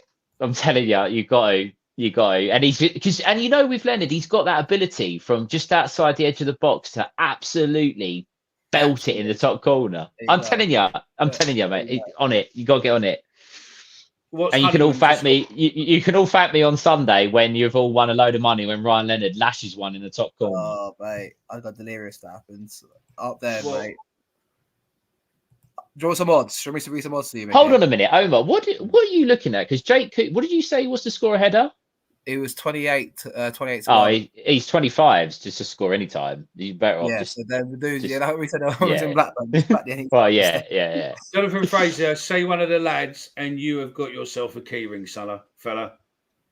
He's changed. Jonathan Fraser. Oh, what a that's worthy of. If we do an end of season awards, that's got to be nominated for something, isn't it? We were doing the end of the podcast end of season awards. He's also, up for it. Alan Campbell is more likely to score on Sunday than Ryan Leonard's. Just put that one out there as well. He's more likely to score, according to this list, than Billy Mitchell, Norton Cuffy, Joe Bryan, Murray Watt. Here you go. I got 2,000 to 1 before Southampton that will win in playoffs? Oh no. Yeah, Andy, you've commented really well tonight, mate, but I don't think I can support that one, I'm afraid. I've done a little quick bit of editing here, chaps, while you two were talking. Do you want to see what I've done Right. before we end? Go for it. Oh, here we go. I'm going to get hammered here. It's obvious. No, I just thought that, with the Leeds fan in the chat, we needed this. Or did they miss a highlight from Leeds' third goal that day? I'm sure there's just 2 goals there. No, 3 goals Leeds scored. But did they show all 3 or just 2? Yeah, there's 3 goals. Archer, how bad was Archer that night, mate? Oh Archer, no, that was awful. The Oh, second mate. goal was just Yeah. terrible. mate. I don't know Tell you how what, we though, good old Hutchinson, Cooper, and George Saville there, who will all be in the squad on Sunday. Yeah, And Did you Joe. see someone me in the crowd? commented that Jake Cooper to score a hat trick. I did look it up. The odds on that are 500 to 1. Save your money. That's not going to happen Sunday. Cooper to score a hat trick, 2 for Millwall and 1 for the other team. Mate, when I get back to Bermondsey on Sunday night, I'll be running down the blue naked. Mate. I'll have to say that. Stephen, if Leonard scores to win a Sunday, I'll let you shag my wife. Don't think let him. mind either. Let him. Let Leonard, not me. I volunteer tribute. Oh, I let him. Sorry, yeah. Oh, Harry, dear. look, Harris, Colin, it's brilliant. He's still, yeah. Come on then. I think 1-0 Mill. You know what? We're going to get to. Colin's going to get to this part of the video and go, "Oh fuck, sorry, mate." But you've had the entertainment. So then, gents, we're going to do it. We're going to do it this way. Stephen, what's your final comments, mate? Any final thoughts? Safe travels to those going up. You boys going up on Sunday. Unfortunately, not able to do this one, but I will be doing the live Sunday night after Leeds. Probably going to get a few Leeds supporters in the. You're going to do 9 or you're going to do 8? I'll talk to Jay and we'll get it out early enough so everyone knows what time. It'll be 8 or 9 o'clock. We'll see. Safe travels. I hope it's really worth the journey up there. And as I say, 33 to 1, Leonard anytime. That's all. That's it from me. Come on, you Lions. You know what? Even if we lose 4-1, I'll say my last piece, Mickey. Even if we lose 4-1 and then scores the 1, I'm on it. I'm on the Leonard anytime boat. Let's do it. That's it.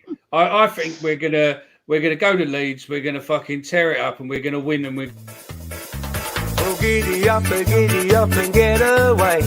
Oh, we're going Mill and we're going today. Here we go. Rocking all over the dance.